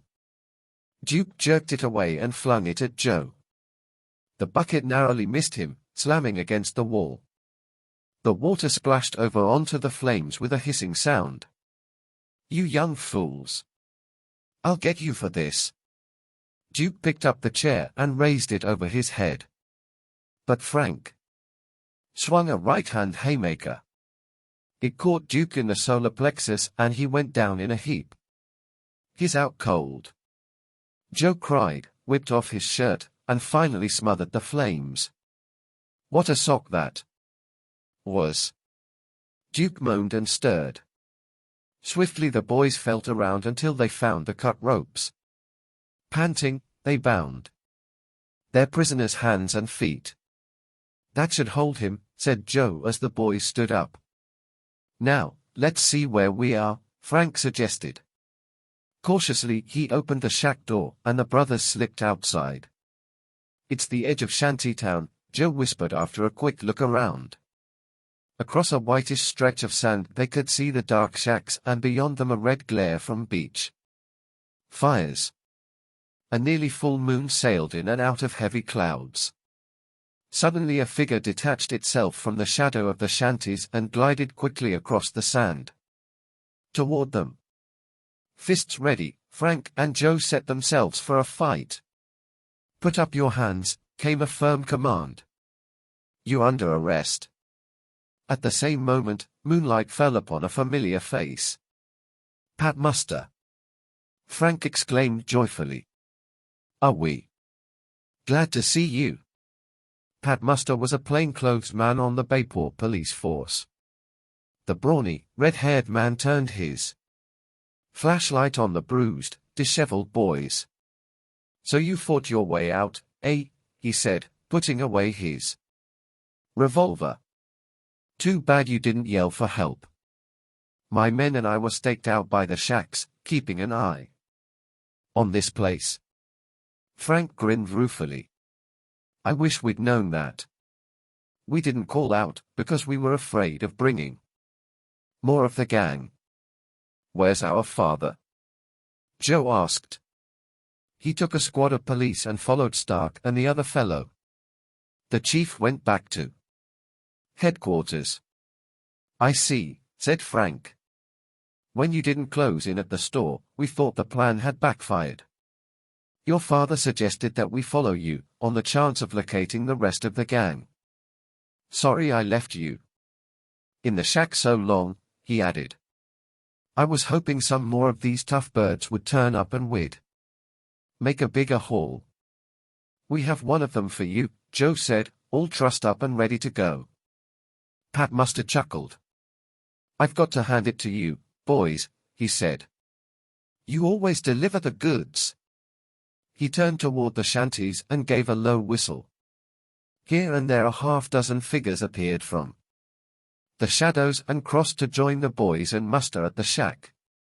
Wait here, the officer ordered his men. He and the Hardys entered the shanty. The detective beamed his flashlight on the prone figure of Duke, who blinked and scowled. Now that you're awake, Frank said, you'd be smart to tell us where our missing chums are.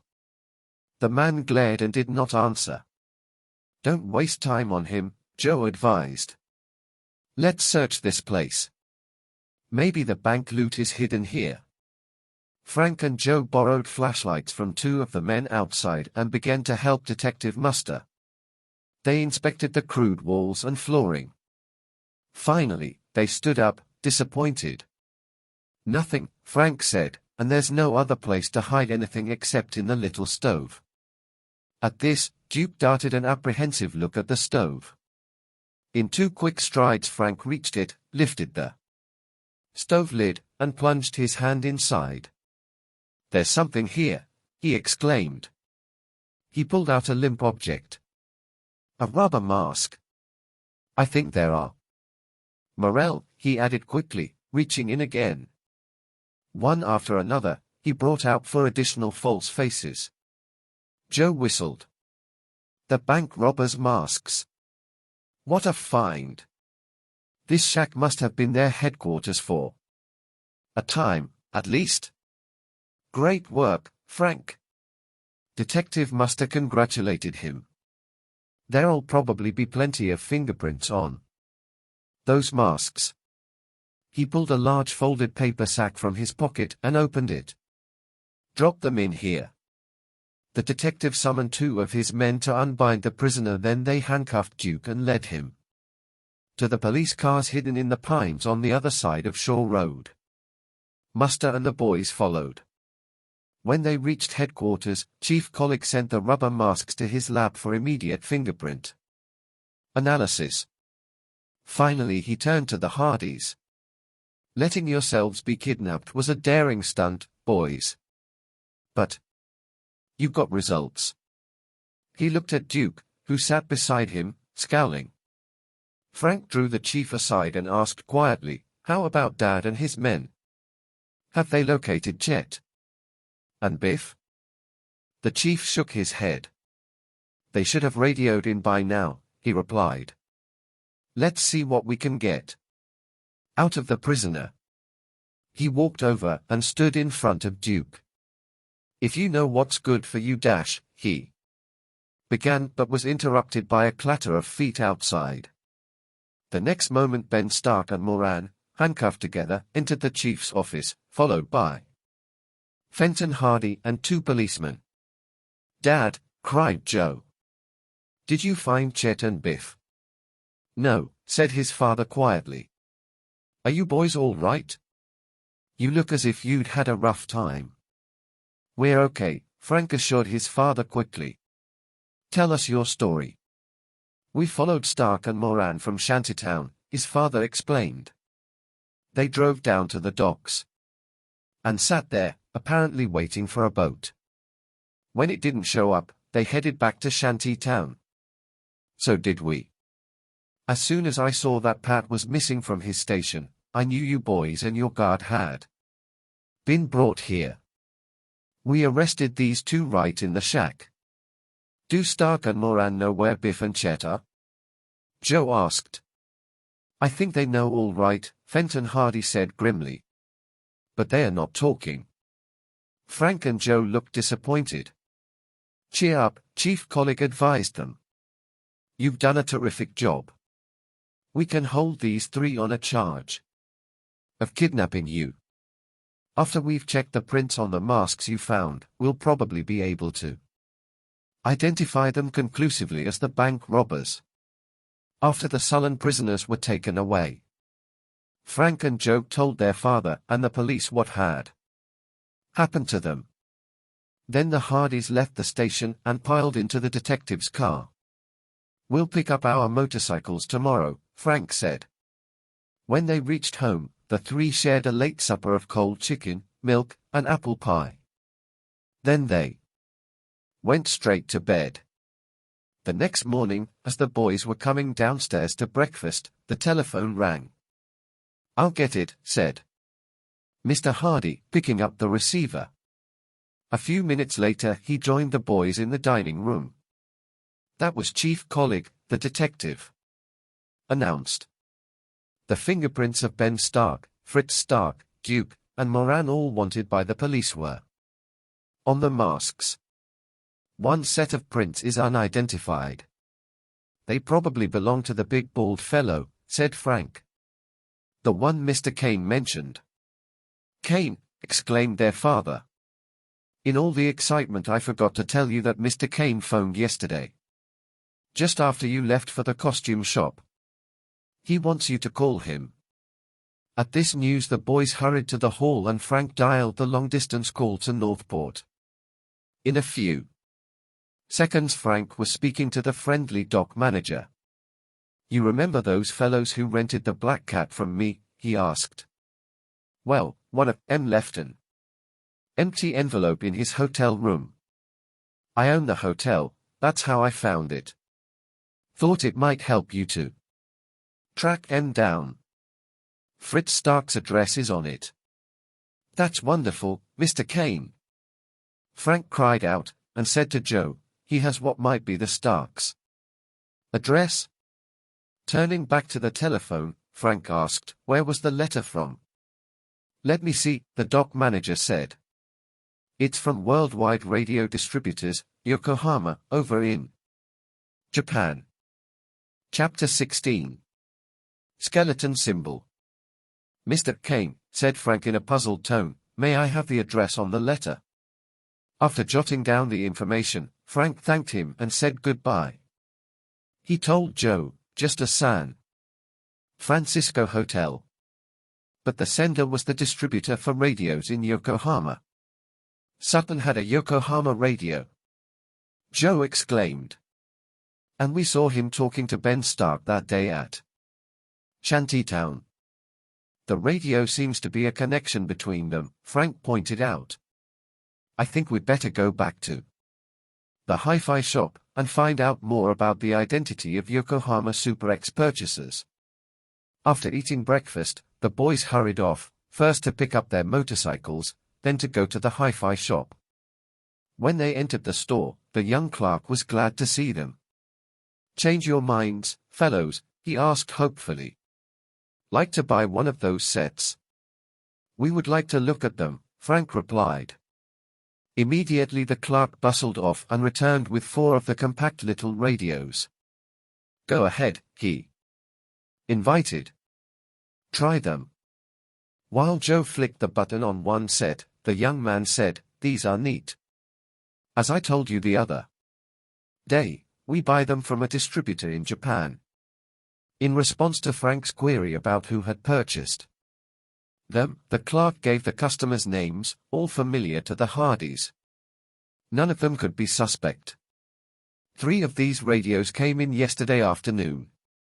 I could give you boys a good price, since we bought them at a big discount. How come? Frank asked.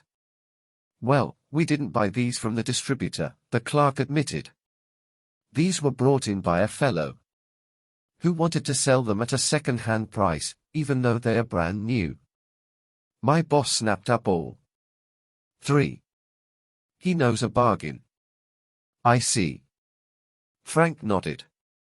No questions asked. Oh, it's not anything illegal, the clerk hastened to say. They were brought in by a respectable businessman, Mr. French, who owns the costume store down the street. Mr. French, the boys echoed in amazement. Yes. What's so strange about that? Oh, nothing, I guess, Frank replied. You just reminded us that we must see Mr. French ourselves, right away. The radios will have to wait. Come on, Joe.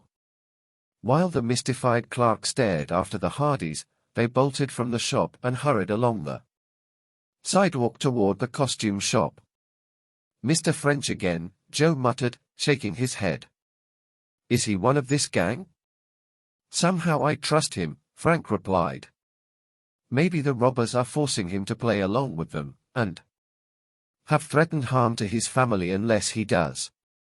He didn't look very happy the afternoon we picked up our costumes, Joe recalled. Those men in his shop were threatening him. And when he came to our house in the middle of the night, it was no mistake. He knows Dad's a detective, Frank said. I think he wanted him and was confused when we answered the door. Well, we'll soon find out, Joe said as they neared the shop. It looks closed, Frank remarked. The heavy door was shut and the blinds drawn. Going closer, the boys saw a sign in the window. Closed indefinitely. I wonder why, said Joe. Has Mr. French gone out of business? Hey, Frank cried out, where are the gorilla and magician outfits that were in the window yesterday afternoon? Only one costume was now on display, a skeleton suit, which stood up with outspread arms, like a scarecrow. I hate to think what that costume means, if it's a signal, Joe said. Never mind, Frank said. We must find Mr. French. Perhaps he lives over the store. Frank strode to a door at one side of the building. Yes, here's his name on the bell plate. Impatiently, the young detective jabbed with his thumb at the button. The bell sounded loudly, but no one answered. Hey, came a sharp voice. What are you two doing here? Frank and Joe whirled to face their two chums, Jerry Gilroy and Tony Brito. We're sleuthing around, Joe replied, and grinned. What are you fellows up to? Tony explained that he and Jerry were on an errand for Mr. Brito, then asked, have you found out anything more about Chet and Biff? We found out plenty. Joe exploded. Chet and Biff were kidnapped by the bank robbers, who mistook them for Frank and me. What? Cried Tony and Jerry. While they listened intently, Frank and Joe gave the details of their adventure the night before. But where is the gang holding them? Jerry wondered. Could it be Hermit Island? Could be, Frank said. We found out the hermit we saw is a fake.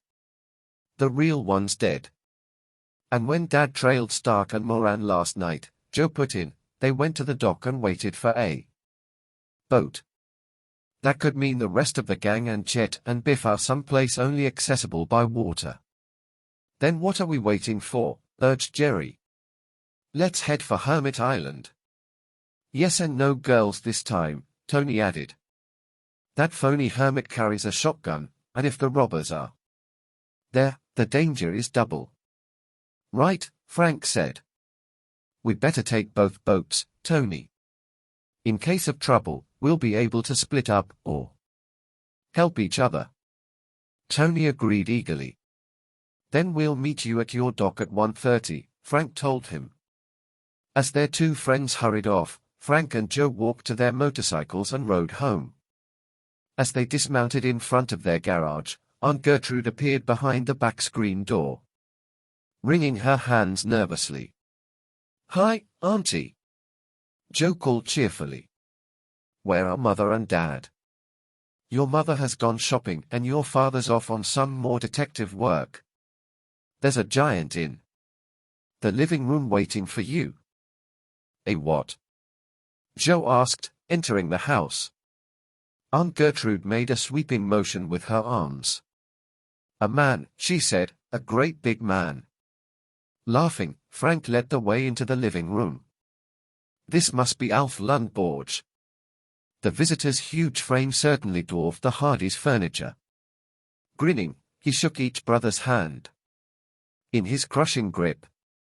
I'm out of jail again, he told them. Sutton wouldn't say I attacked him, so they finally let me go. I knew you didn't do it, Alf, said Joe. The stevedore's good-natured face clouded. No, I wouldn't touch a little weasel like Sutton, he agreed. But it makes me sore to be accused of doing it. What I came to tell you, though, is this: I know who did beat him up. It was one of his own pals. Ben Stark? Frank asked curiously. No, a fellow they call Pops. Remember I told you about the bunch who were always fighting with one another? Well, Sutton and Pops do most of it. Pops finally gave it to him good, but Sutton won't tell the police. That must mean they are in something illegal together, Frank reasoned. How about this Pops, Alf? Is he an old man? No. Although he's bald, he's younger than Sutton, bigger and stronger. Talks loud, too. I don't know why they call him Pops. Frank and Joe looked at each other excitedly. Both immediately thought of Ben Stark's pal who was still at large. Could Pops be the fizzle soda drinker? Thanks for telling us, Alf, said Joe. We're glad you're out of jail. You've been in twice and both times because of us. You couldn't help it, replied their big friend, and you spoke up for me both times. I appreciate that. After Alf had left, the brothers had some lunch, then headed for the waterfront on their motorcycles. Tony and Jerry were already in the Napoli when the sleuth came alongside the Preto dock. With serious, determined faces, the four friends headed for Hermit Island. As soon as they reached the ocean, the boys were confronted by a fast darkening sky and choppy sea. With incredible swiftness, black clouds, with chains of lightning snapping underneath them, moved in from the south. Large raindrops began to pelt the boys. In another moment the darkness closed around them. Like nightfall. Lightning flashed on the heaving ocean and the rain smacked down on them almost painfully.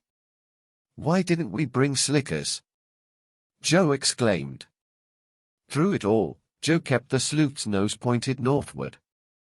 Presently, illuminated by the lightning, a rocky mass came into view. There's the island, Frank called out. A motorboat's just pulling away, Joe. Let's chase it, Joe cried. Some of the gang may be aboard and are escaping. Not now, Frank cautioned. Chet and Biff come first. As the boys watched, the dark brown craft disappeared in the distance. As suddenly as it had come up, the black squall passed over. The sleuth and the Napoli circled toward the island's beach. By this time the rain had stopped. The clouds parted, blue sky appeared, and the sun beat down again. Under its burning heat the boys' clothes began to dry out. The storm's probably driven that phony hermit undercover, Joe said. Let's get ashore before he spots us. The boys found a small cove fringed with small, scrubby oak trees. Quickly concealing their boats in this cover, they debarked and set out on the path around the island. This time no one disturbed them. The trail climbed and then dropped down to the level of the shore. Again.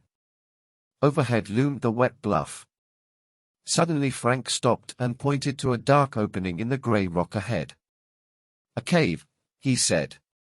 Quietly. The boys crept nearer. Just outside the cave's entrance, Frank lifted a warning hand.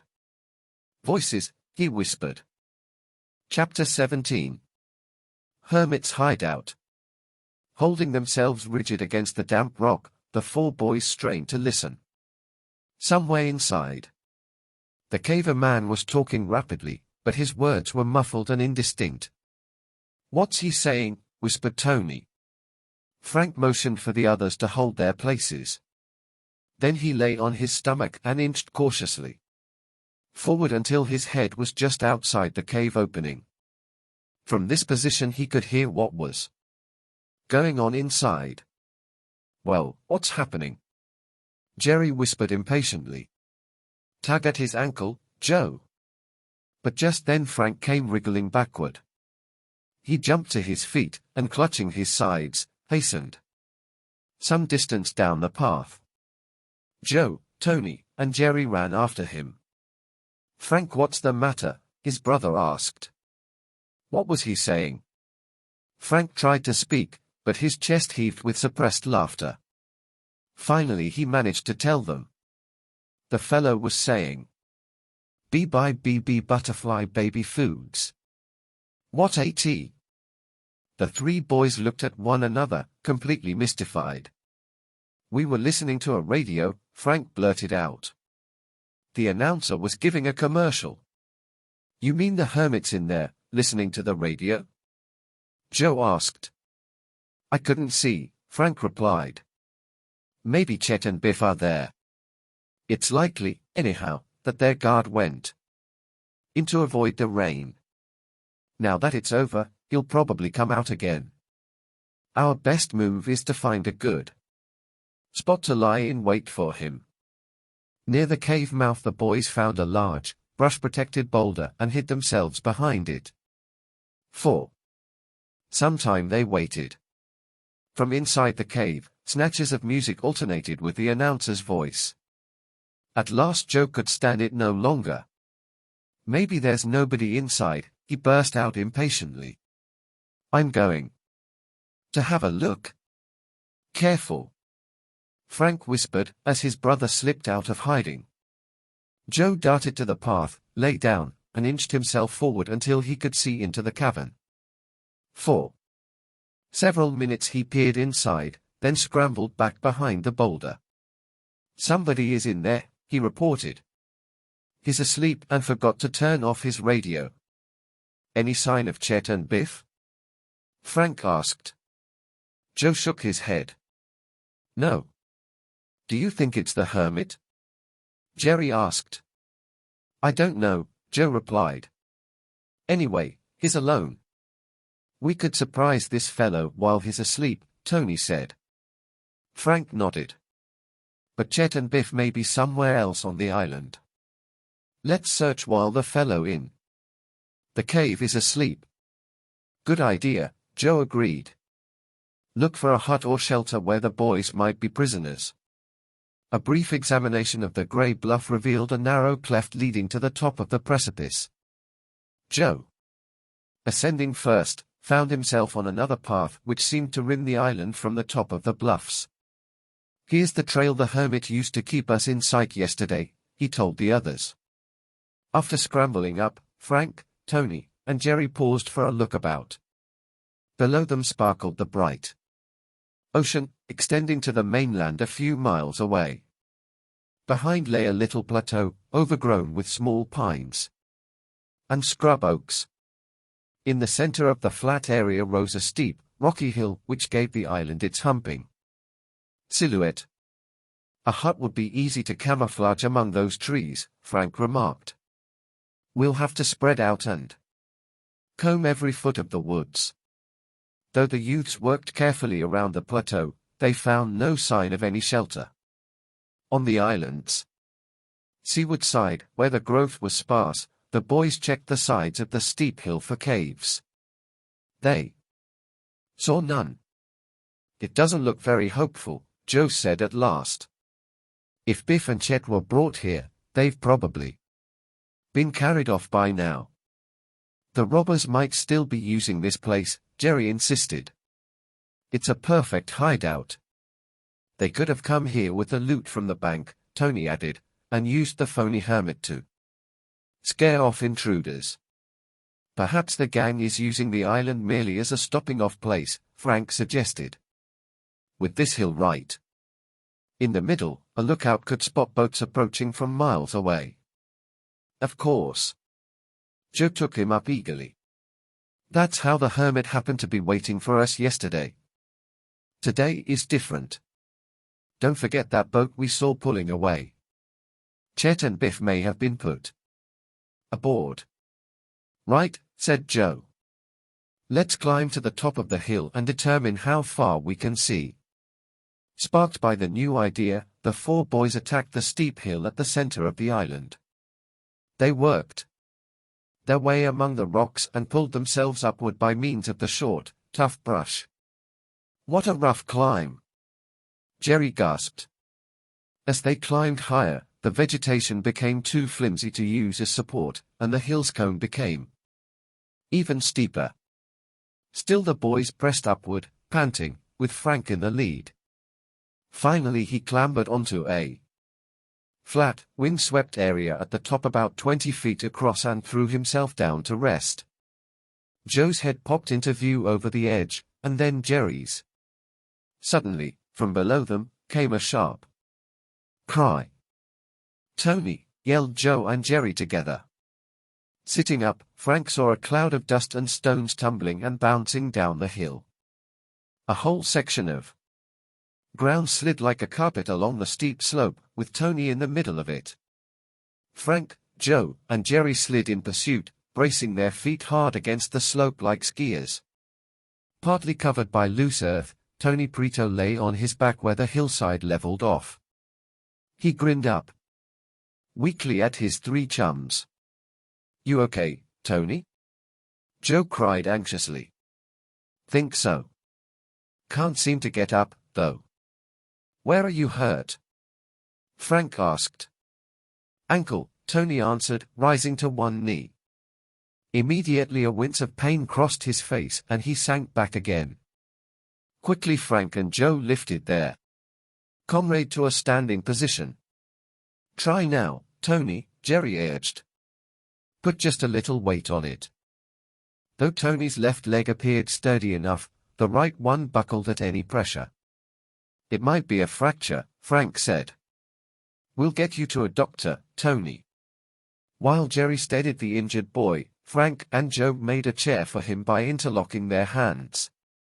Then they lifted Tony, who braced himself with one arm across each brother's shoulder. Slowly the little procession made its way down to the level of the plateau. Moving more rapidly now, they followed the path around to the mainland side of the island.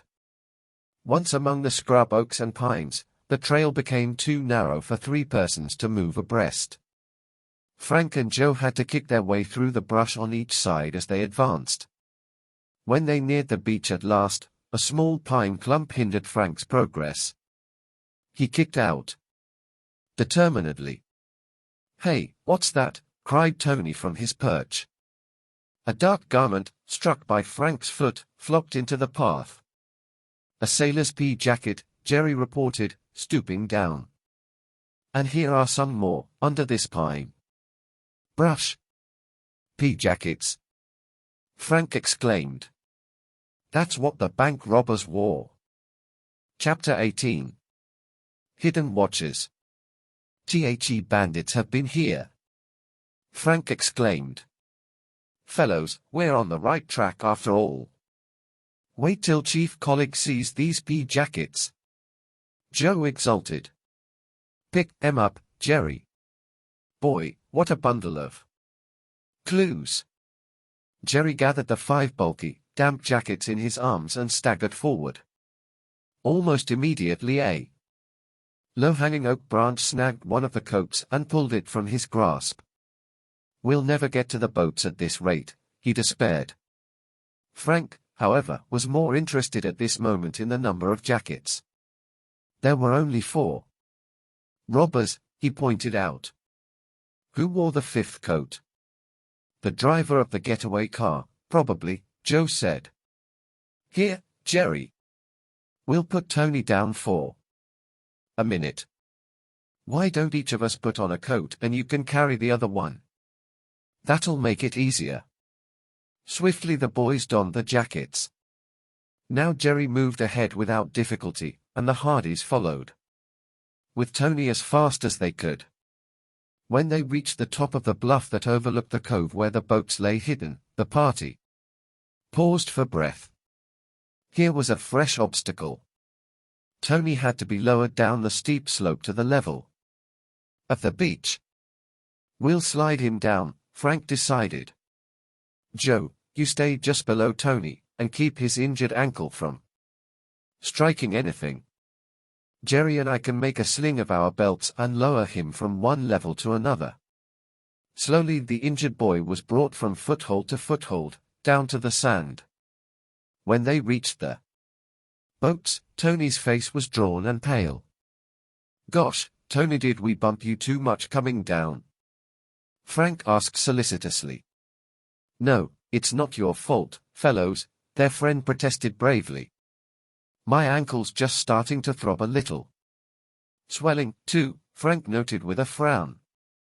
"Here, Joe, let's get him into the sleuth. I'll head it for the Coast Guard dock as fast as I can.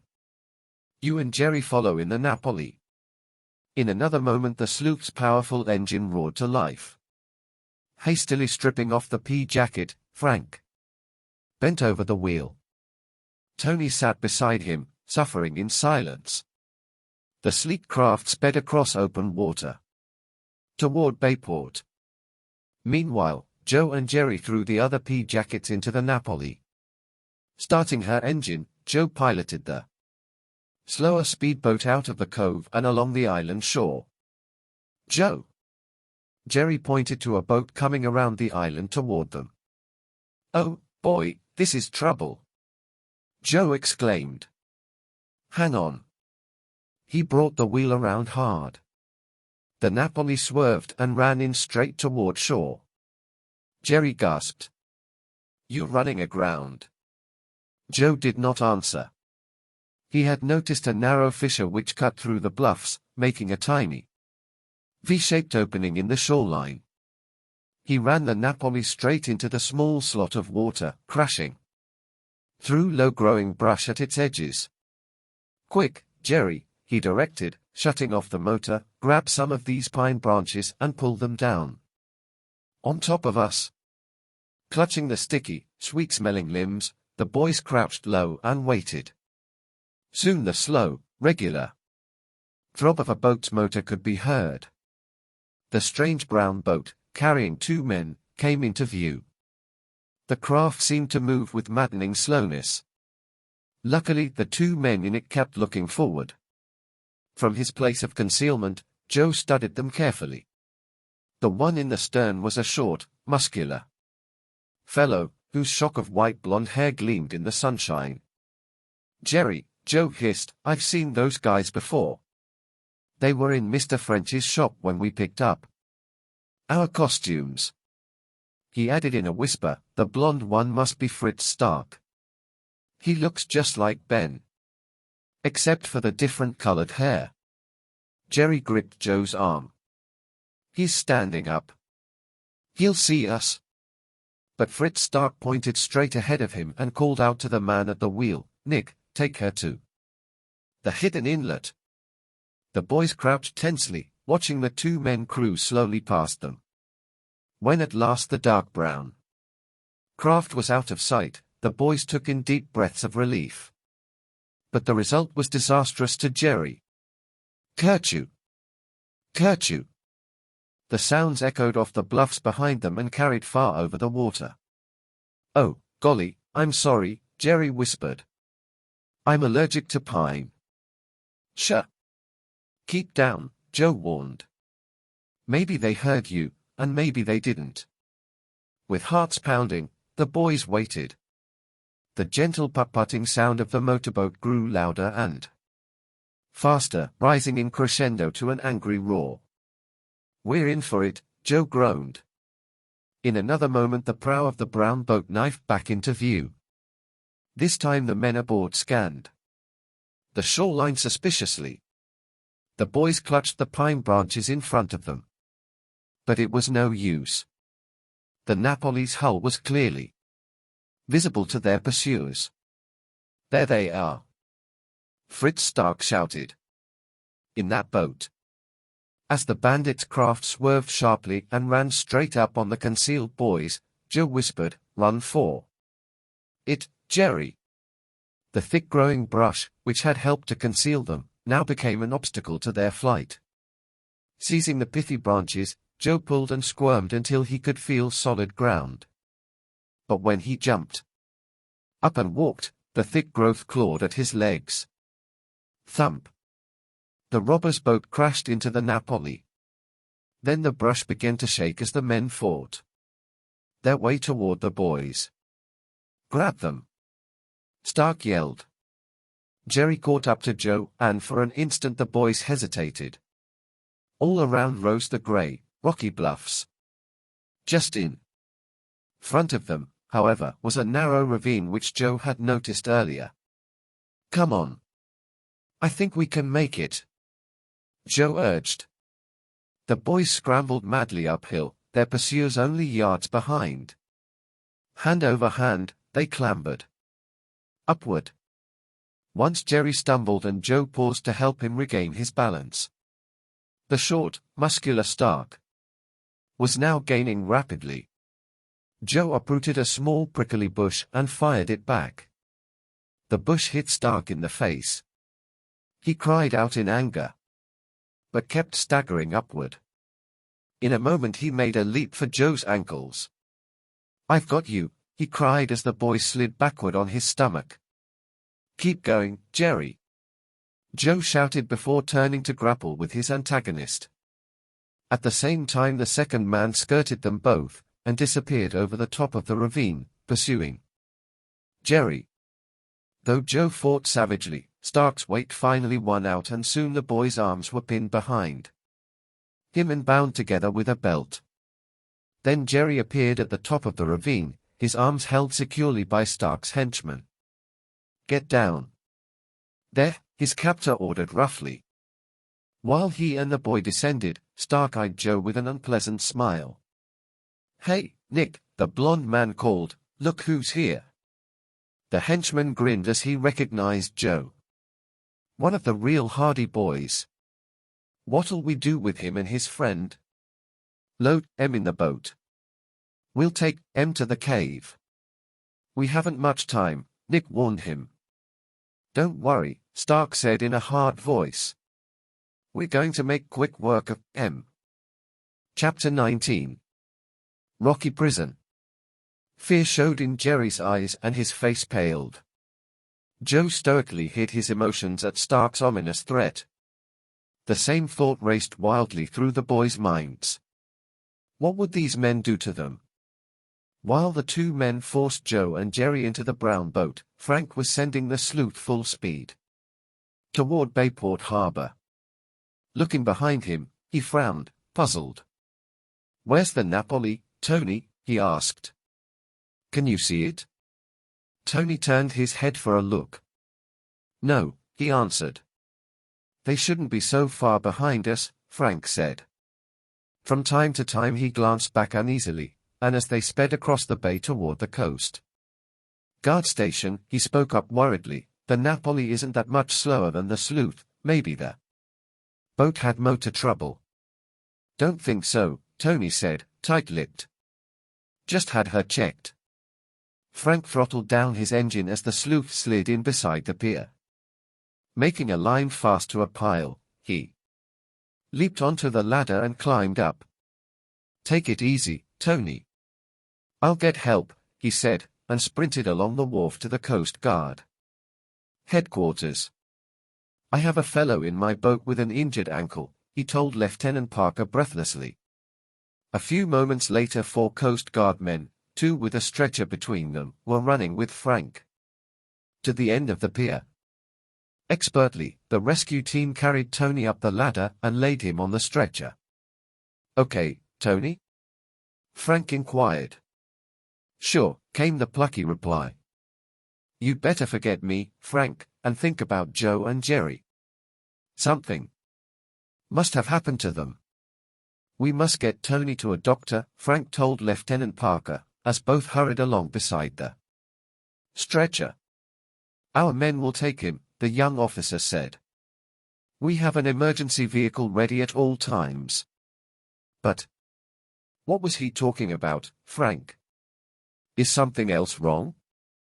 "I'll tell you in a minute," the boy replied. "We might need a cutter and some men soon. May I use your phone?" Frank went into the Coast Guard station and called police headquarters. "Chief Colleague," he began urgently. "This is Frank Hardy. I'm at the Coast Guard pier. Just got back from Hermit Island. We found the jackets the bank robbers were wearing. I have 2 of them. Joe ought to be here with the others any minute." "What?" Colleague cried in amazement. "Stay there. I'll be right down," he said. After hanging up, Frank dashed out of the station and ran to the end of the pier again. Frowning, he scanned the waters of the bay. He could not see the Napoli, and he returned to the station. "Our men have taken Tony to a doctor," Lieutenant Parker told him. "Have you found some new clue to the bank robbers or your missing chums, Frank? If there's going to be trouble, we want to help." Frank quickly gave details and ended with, "I'm worried about Joe and Jerry. What do you think happened to them?" "I don't know. There was one member of the gang on the island when Tony and I left. Maybe more of them came back. The boys may have been trapped. I'll order the cutter at once, Lieutenant Parker said. Thanks, Frank replied.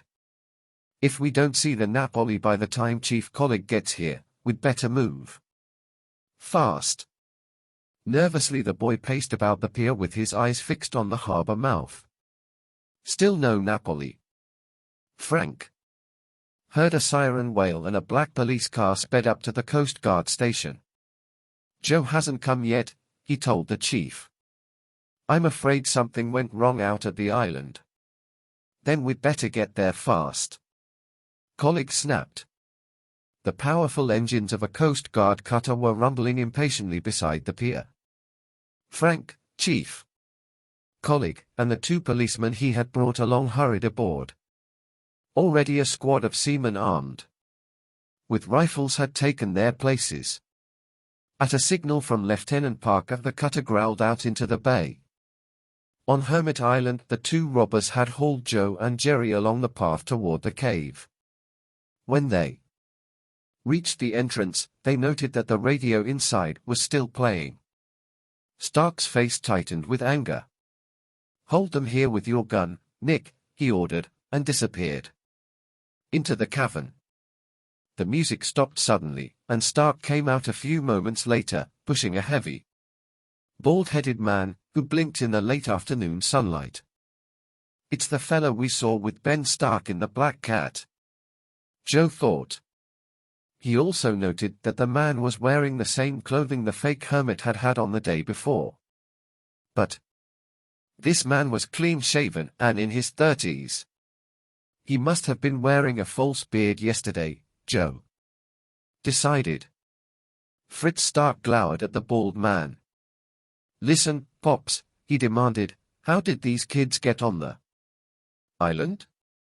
You're supposed to be keeping people away, not sleeping. Pops, said Joe to himself. This is the fellow Alf told us about who beat up Sutton. The bald man answered Stark lamely. I guess I was in the cave and didn't hear them. I figured nobody would be nosing around during the storm. You fool. Stark returned harshly.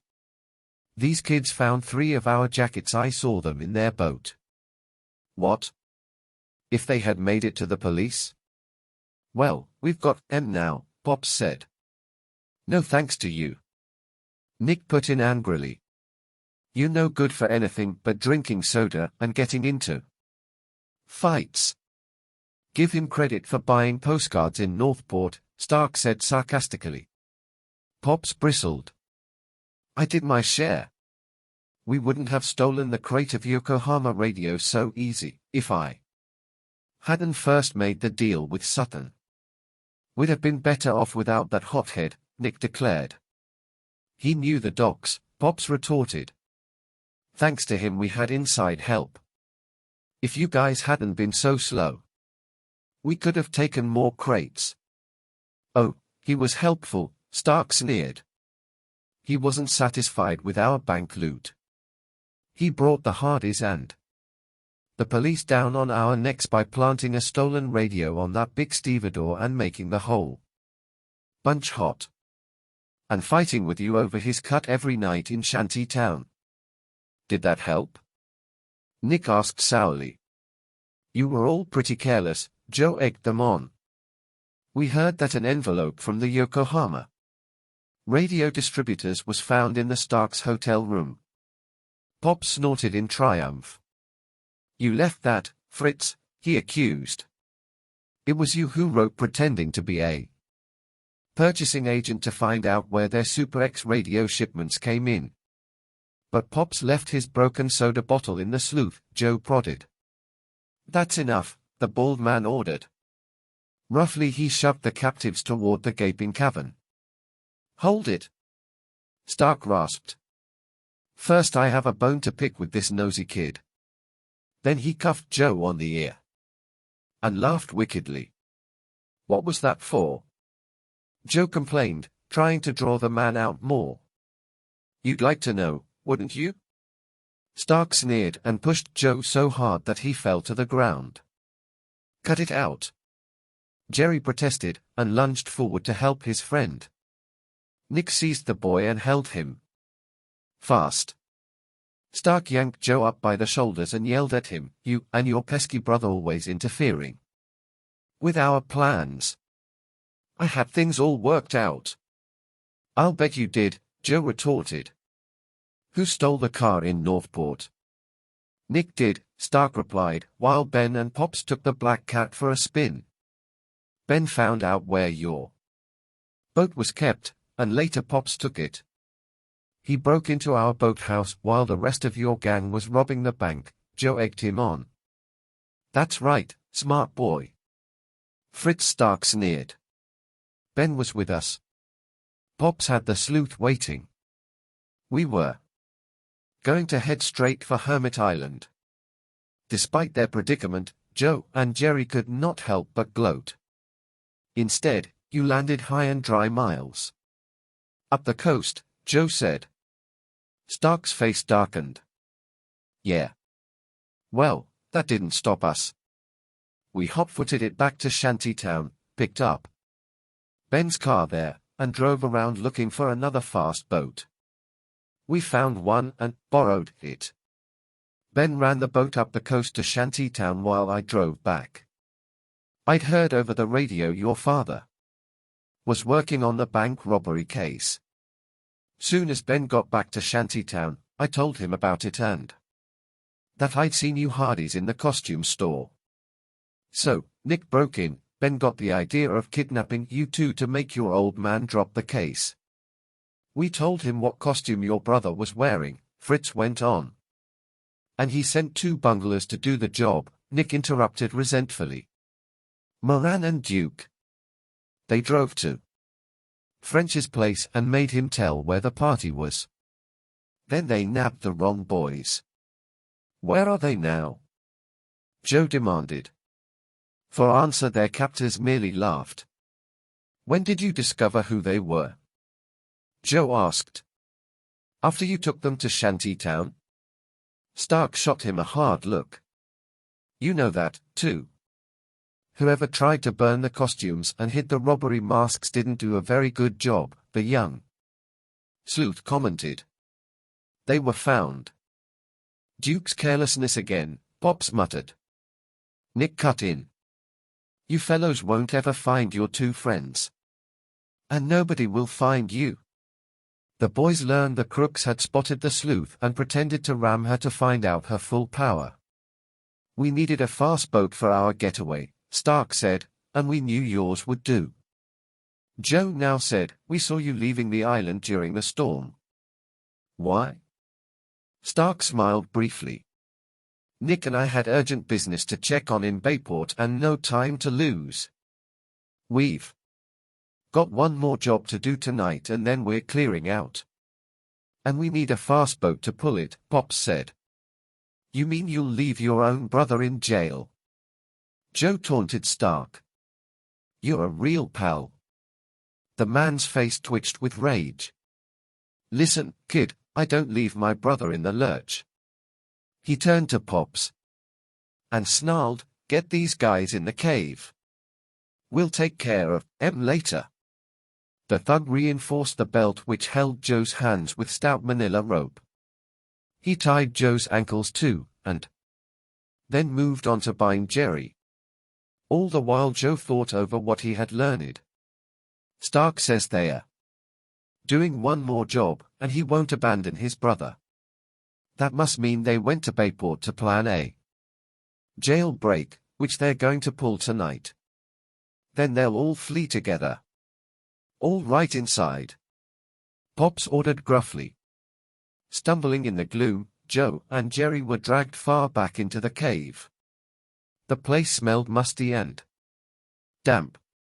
Stark threw them to the ground and walked away. The boys waited in silence until their eyes became more accustomed to the darkness. Then Joe felt a chill up and down his spine as he discerned the shape of someone lying beside him. Could it be Chet or Biff? Wriggling over, Joe nudged the unknown prisoner. He moaned, as though dazed, and turned his face upward. Jumping catfish. Joe whispered hoarsely. It's Mr. French. Chapter 20. Ambushing the enemy. Mr. French, what happened? Joe asked in amazement. Painfully the costume dealer drew himself to a sitting position. It was terrible, he answered shakily. Where am I? I was blindfolded by the men who brought me here. You're in a cave on Hermit Island, Joe told him. How are you mixed up in this, Mr. French? I wondered once if you belonged to the gang. No, the man protested. You must believe me, boy. The mental anguish I've gone through since I sold those men the masks for the robbery. I neglected my business entirely, didn't even check my stock. Fritz Stark and Nick Glazer were in the shop when you stopped in for your costumes that afternoon. They had come to pick up the masks they'd ordered. I asked if they were going to a party. Glazer laughed and said, yes, a big surprise party. When I went in the back to get the masks, I heard them laugh again and mention the bank. So you put 2 and 2 together, Jerry said. That's right. I guess they were crooks. You should have tipped us off, Joe said. Why didn't you go to the police?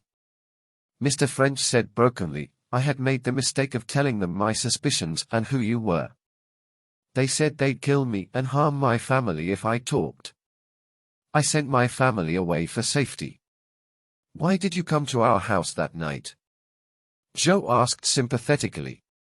The other morning they began to use my store as one of their meeting places and told me to give my assistant a short vacation.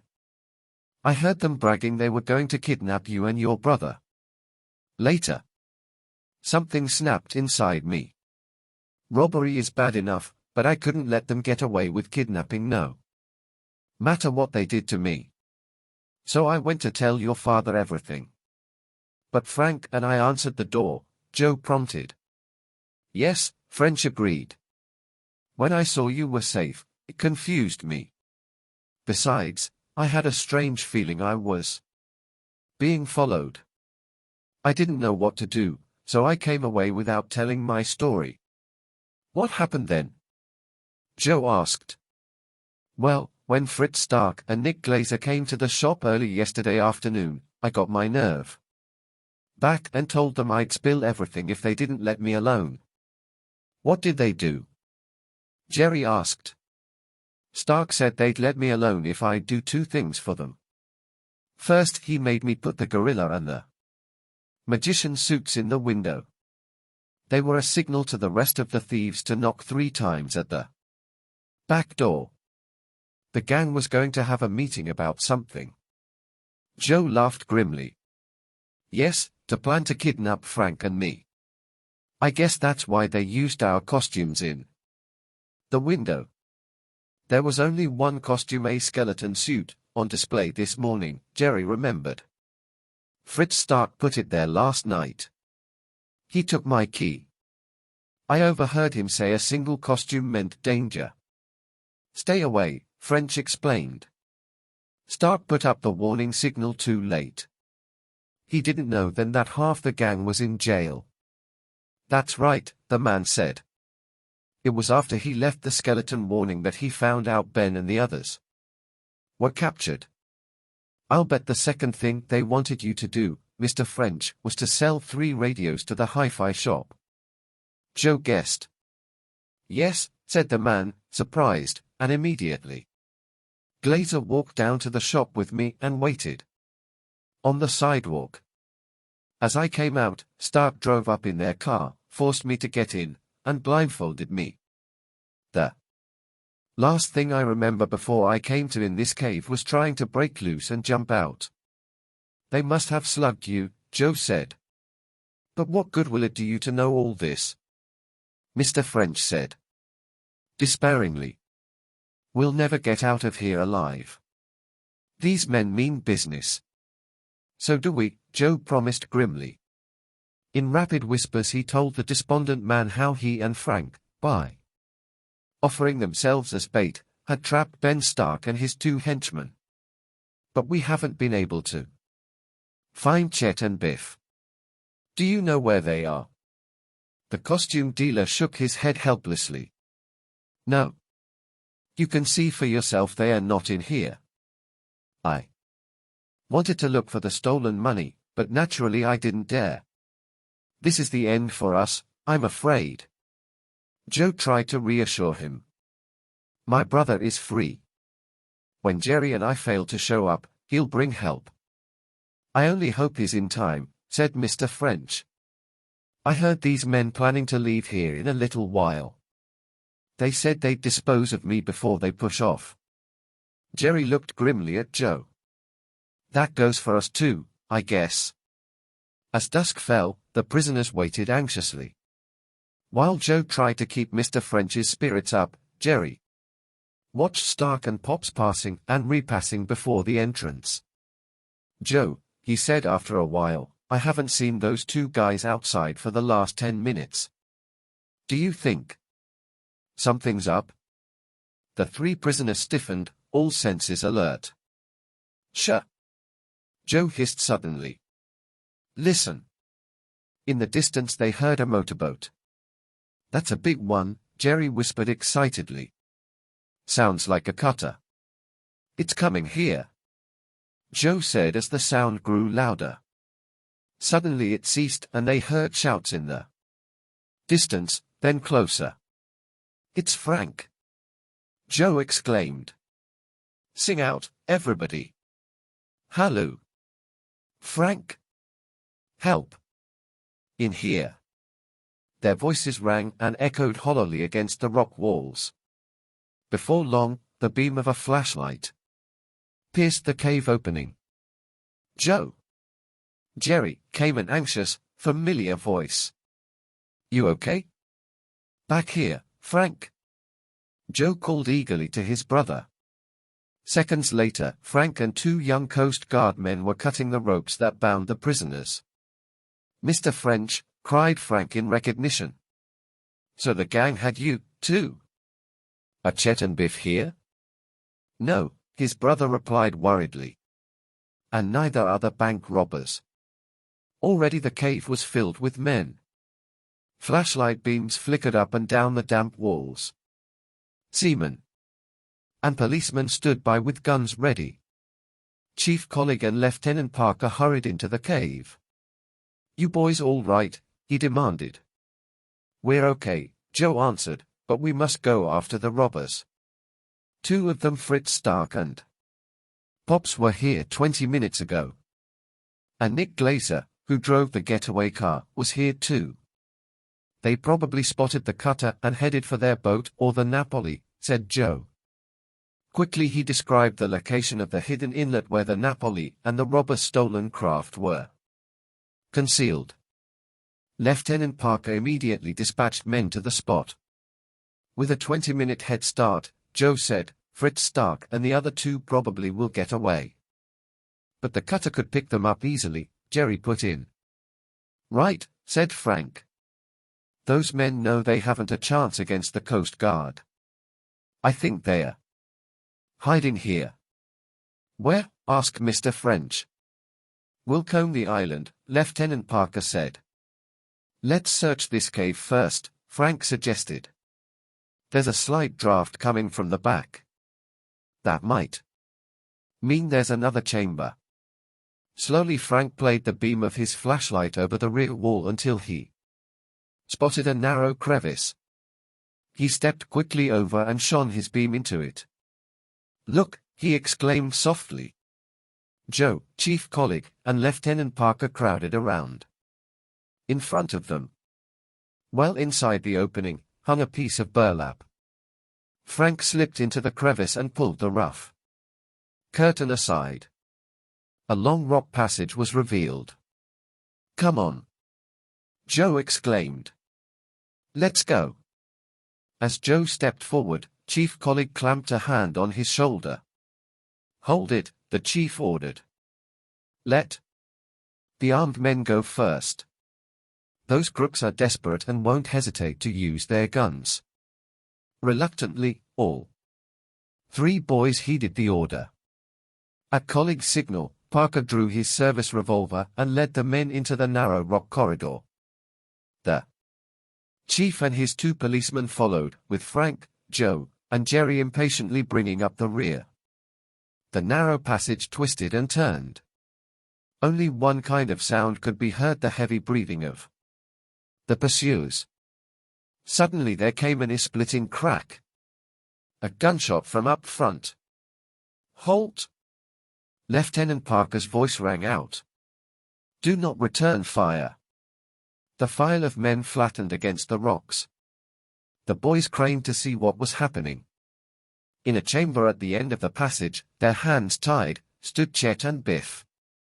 Behind them were Stark and Pops, a cloud of gun smoke above them. Though the two men were using the captives as shields, and the situation was desperate, Frank, Joe, and Jerry were jubilant. They had found their missing chums. The Coast Guard men and the police were forced to stand by helplessly, not daring to endanger Chet and Biff. But Joe saw a chance to change the situation. At a signal, he motioned Frank and Jerry to back out of the passage quietly. The three dashed from the cave. Stark and Pops got in there, somehow, Joe said. "They didn't come past us. There must be another entrance out here." Hastily, in the gathering twilight, the boys examined the irregular face of the bluff. Suddenly Frank pointed to a big dark crack in the rock. As they neared it, a man's figure loomed in the opening. Without hesitation, the three boys hurled themselves on the man and bore him to the ground. He hit with a thud, the fight knocked out of him. "It's Nick Glazer," Joe whispered as Jerry whipped off the man's belt and bound his arm securely with it. "Okay," Jerry replied, "I'll watch him. Don't worry, he won't get away." The Hardys slipped into the dark crack from which the man had emerged, snapping out his flashlight. Frank groped forward as fast as he dared. Soon he could make out the yellow glare of the rescuers' flashlights, and the backs of Pops and Fritz Stark, standing behind Biff and Chet. "For the last time, I tell you, throw down your guns," Stark ordered, "if you don't want these kids hurt." Without pausing, Frank and Joe charged forward. Together they let drive with two bruising tackles. The legs of the criminals buckled underneath them. The revolvers flew from their hands and the men landed, dazed, on the floor of the cave. The police and seamen were upon them in a second. "Frank!" "Joe!" cried Chet, overjoyed. As soon as his hands were untied, the stout boy grabbed his pals and hugged them in his excitement. "Oh, hey, don't crush us!" Joe protested, laughing. "We thought you'd never find us in this place." Biff put in, rubbing his chafed wrists. "We were plenty worried ourselves," Frank admitted. "They took us to Shantytown first in Stark's car." Chet spilled out the story. "Were they mad when they found out we weren't you and Joe?" "But they were afraid to let us go," Biff went on, "so they took away our costumes and brought us here in a small boat. On the way, they threw our masks overboard," Chet said, "hoping you'd think we drowned." "We found yours," Frank told him. "Because it was made of rubber," Biff put in. "Mine was only paper, so it was lost." "And the day we got here, Pops went for the postcards," Chet continued. "Fritz Stark dictated what we had to write. We told them you wouldn't be fooled," Biff added, "but Pops took the cards back to Northport and mailed them anyhow." "We found out a lot," Chet continued. "This outfit is part of a national ring of bank robbers. Duke, Moran, and Glazer were sent first to case the banks around here and decided on Bayport." "Do you know where the loot is?" Joe asked. "Right here, I'll bet." Chet pointed at his feet. "I noticed loose earth the first day." Immediately Frank and Joe, aided by the two policemen, began to scoop away the earth with pocket knives and their bare hands. In a few minutes they had dragged out the canvas sacks filled with money. "Now, one more thing," Joe said. "Let's search for the rest of the Yokohama radios."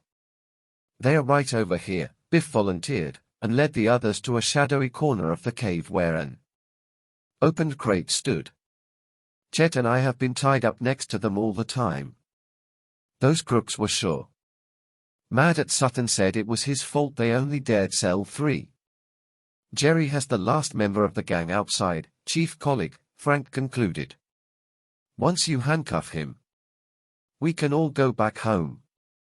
Lieutenant Parker said he would take charge of the stolen boat and return the craft to its owner. A seaman was assigned to bring in the Napoli. The evening shadows were lengthening as the rest of the party boarded the cutter. First of all, Frank told Jerry and Joe about Tony. They were relieved he had not been seriously injured. By the time the boat entered the wide mouth of the bay, the harbor lights were twinkling. News of the capture had been radioed ahead, so the Morton and Hooper families were on the pier to embrace their sons. Fenton Hardy, too, came forward to congratulate Frank and Joe and their chums. "A fine job," he said. "And you'll be glad to hear," he went on, "that the bank robbery ring has been put out of business nationally as well as locally. The leader's arrest this afternoon at a secret hideout in California clinched matters." A cheer arose from the whole group. Nodding modestly, Mr. Hardy explained, "The robbers we rounded up here talked, hoping for clemency, so that made the job simple." When Mr. Hardy finished speaking, Colleague boomed out, "I congratulate you, boys. You solved 3 mysteries at once. And you even helped us round up 2 crooked dockmen." For a moment the Hardys were silent, wondering how soon another case might come their way. They were to find out in the near future while hunting for hidden gold.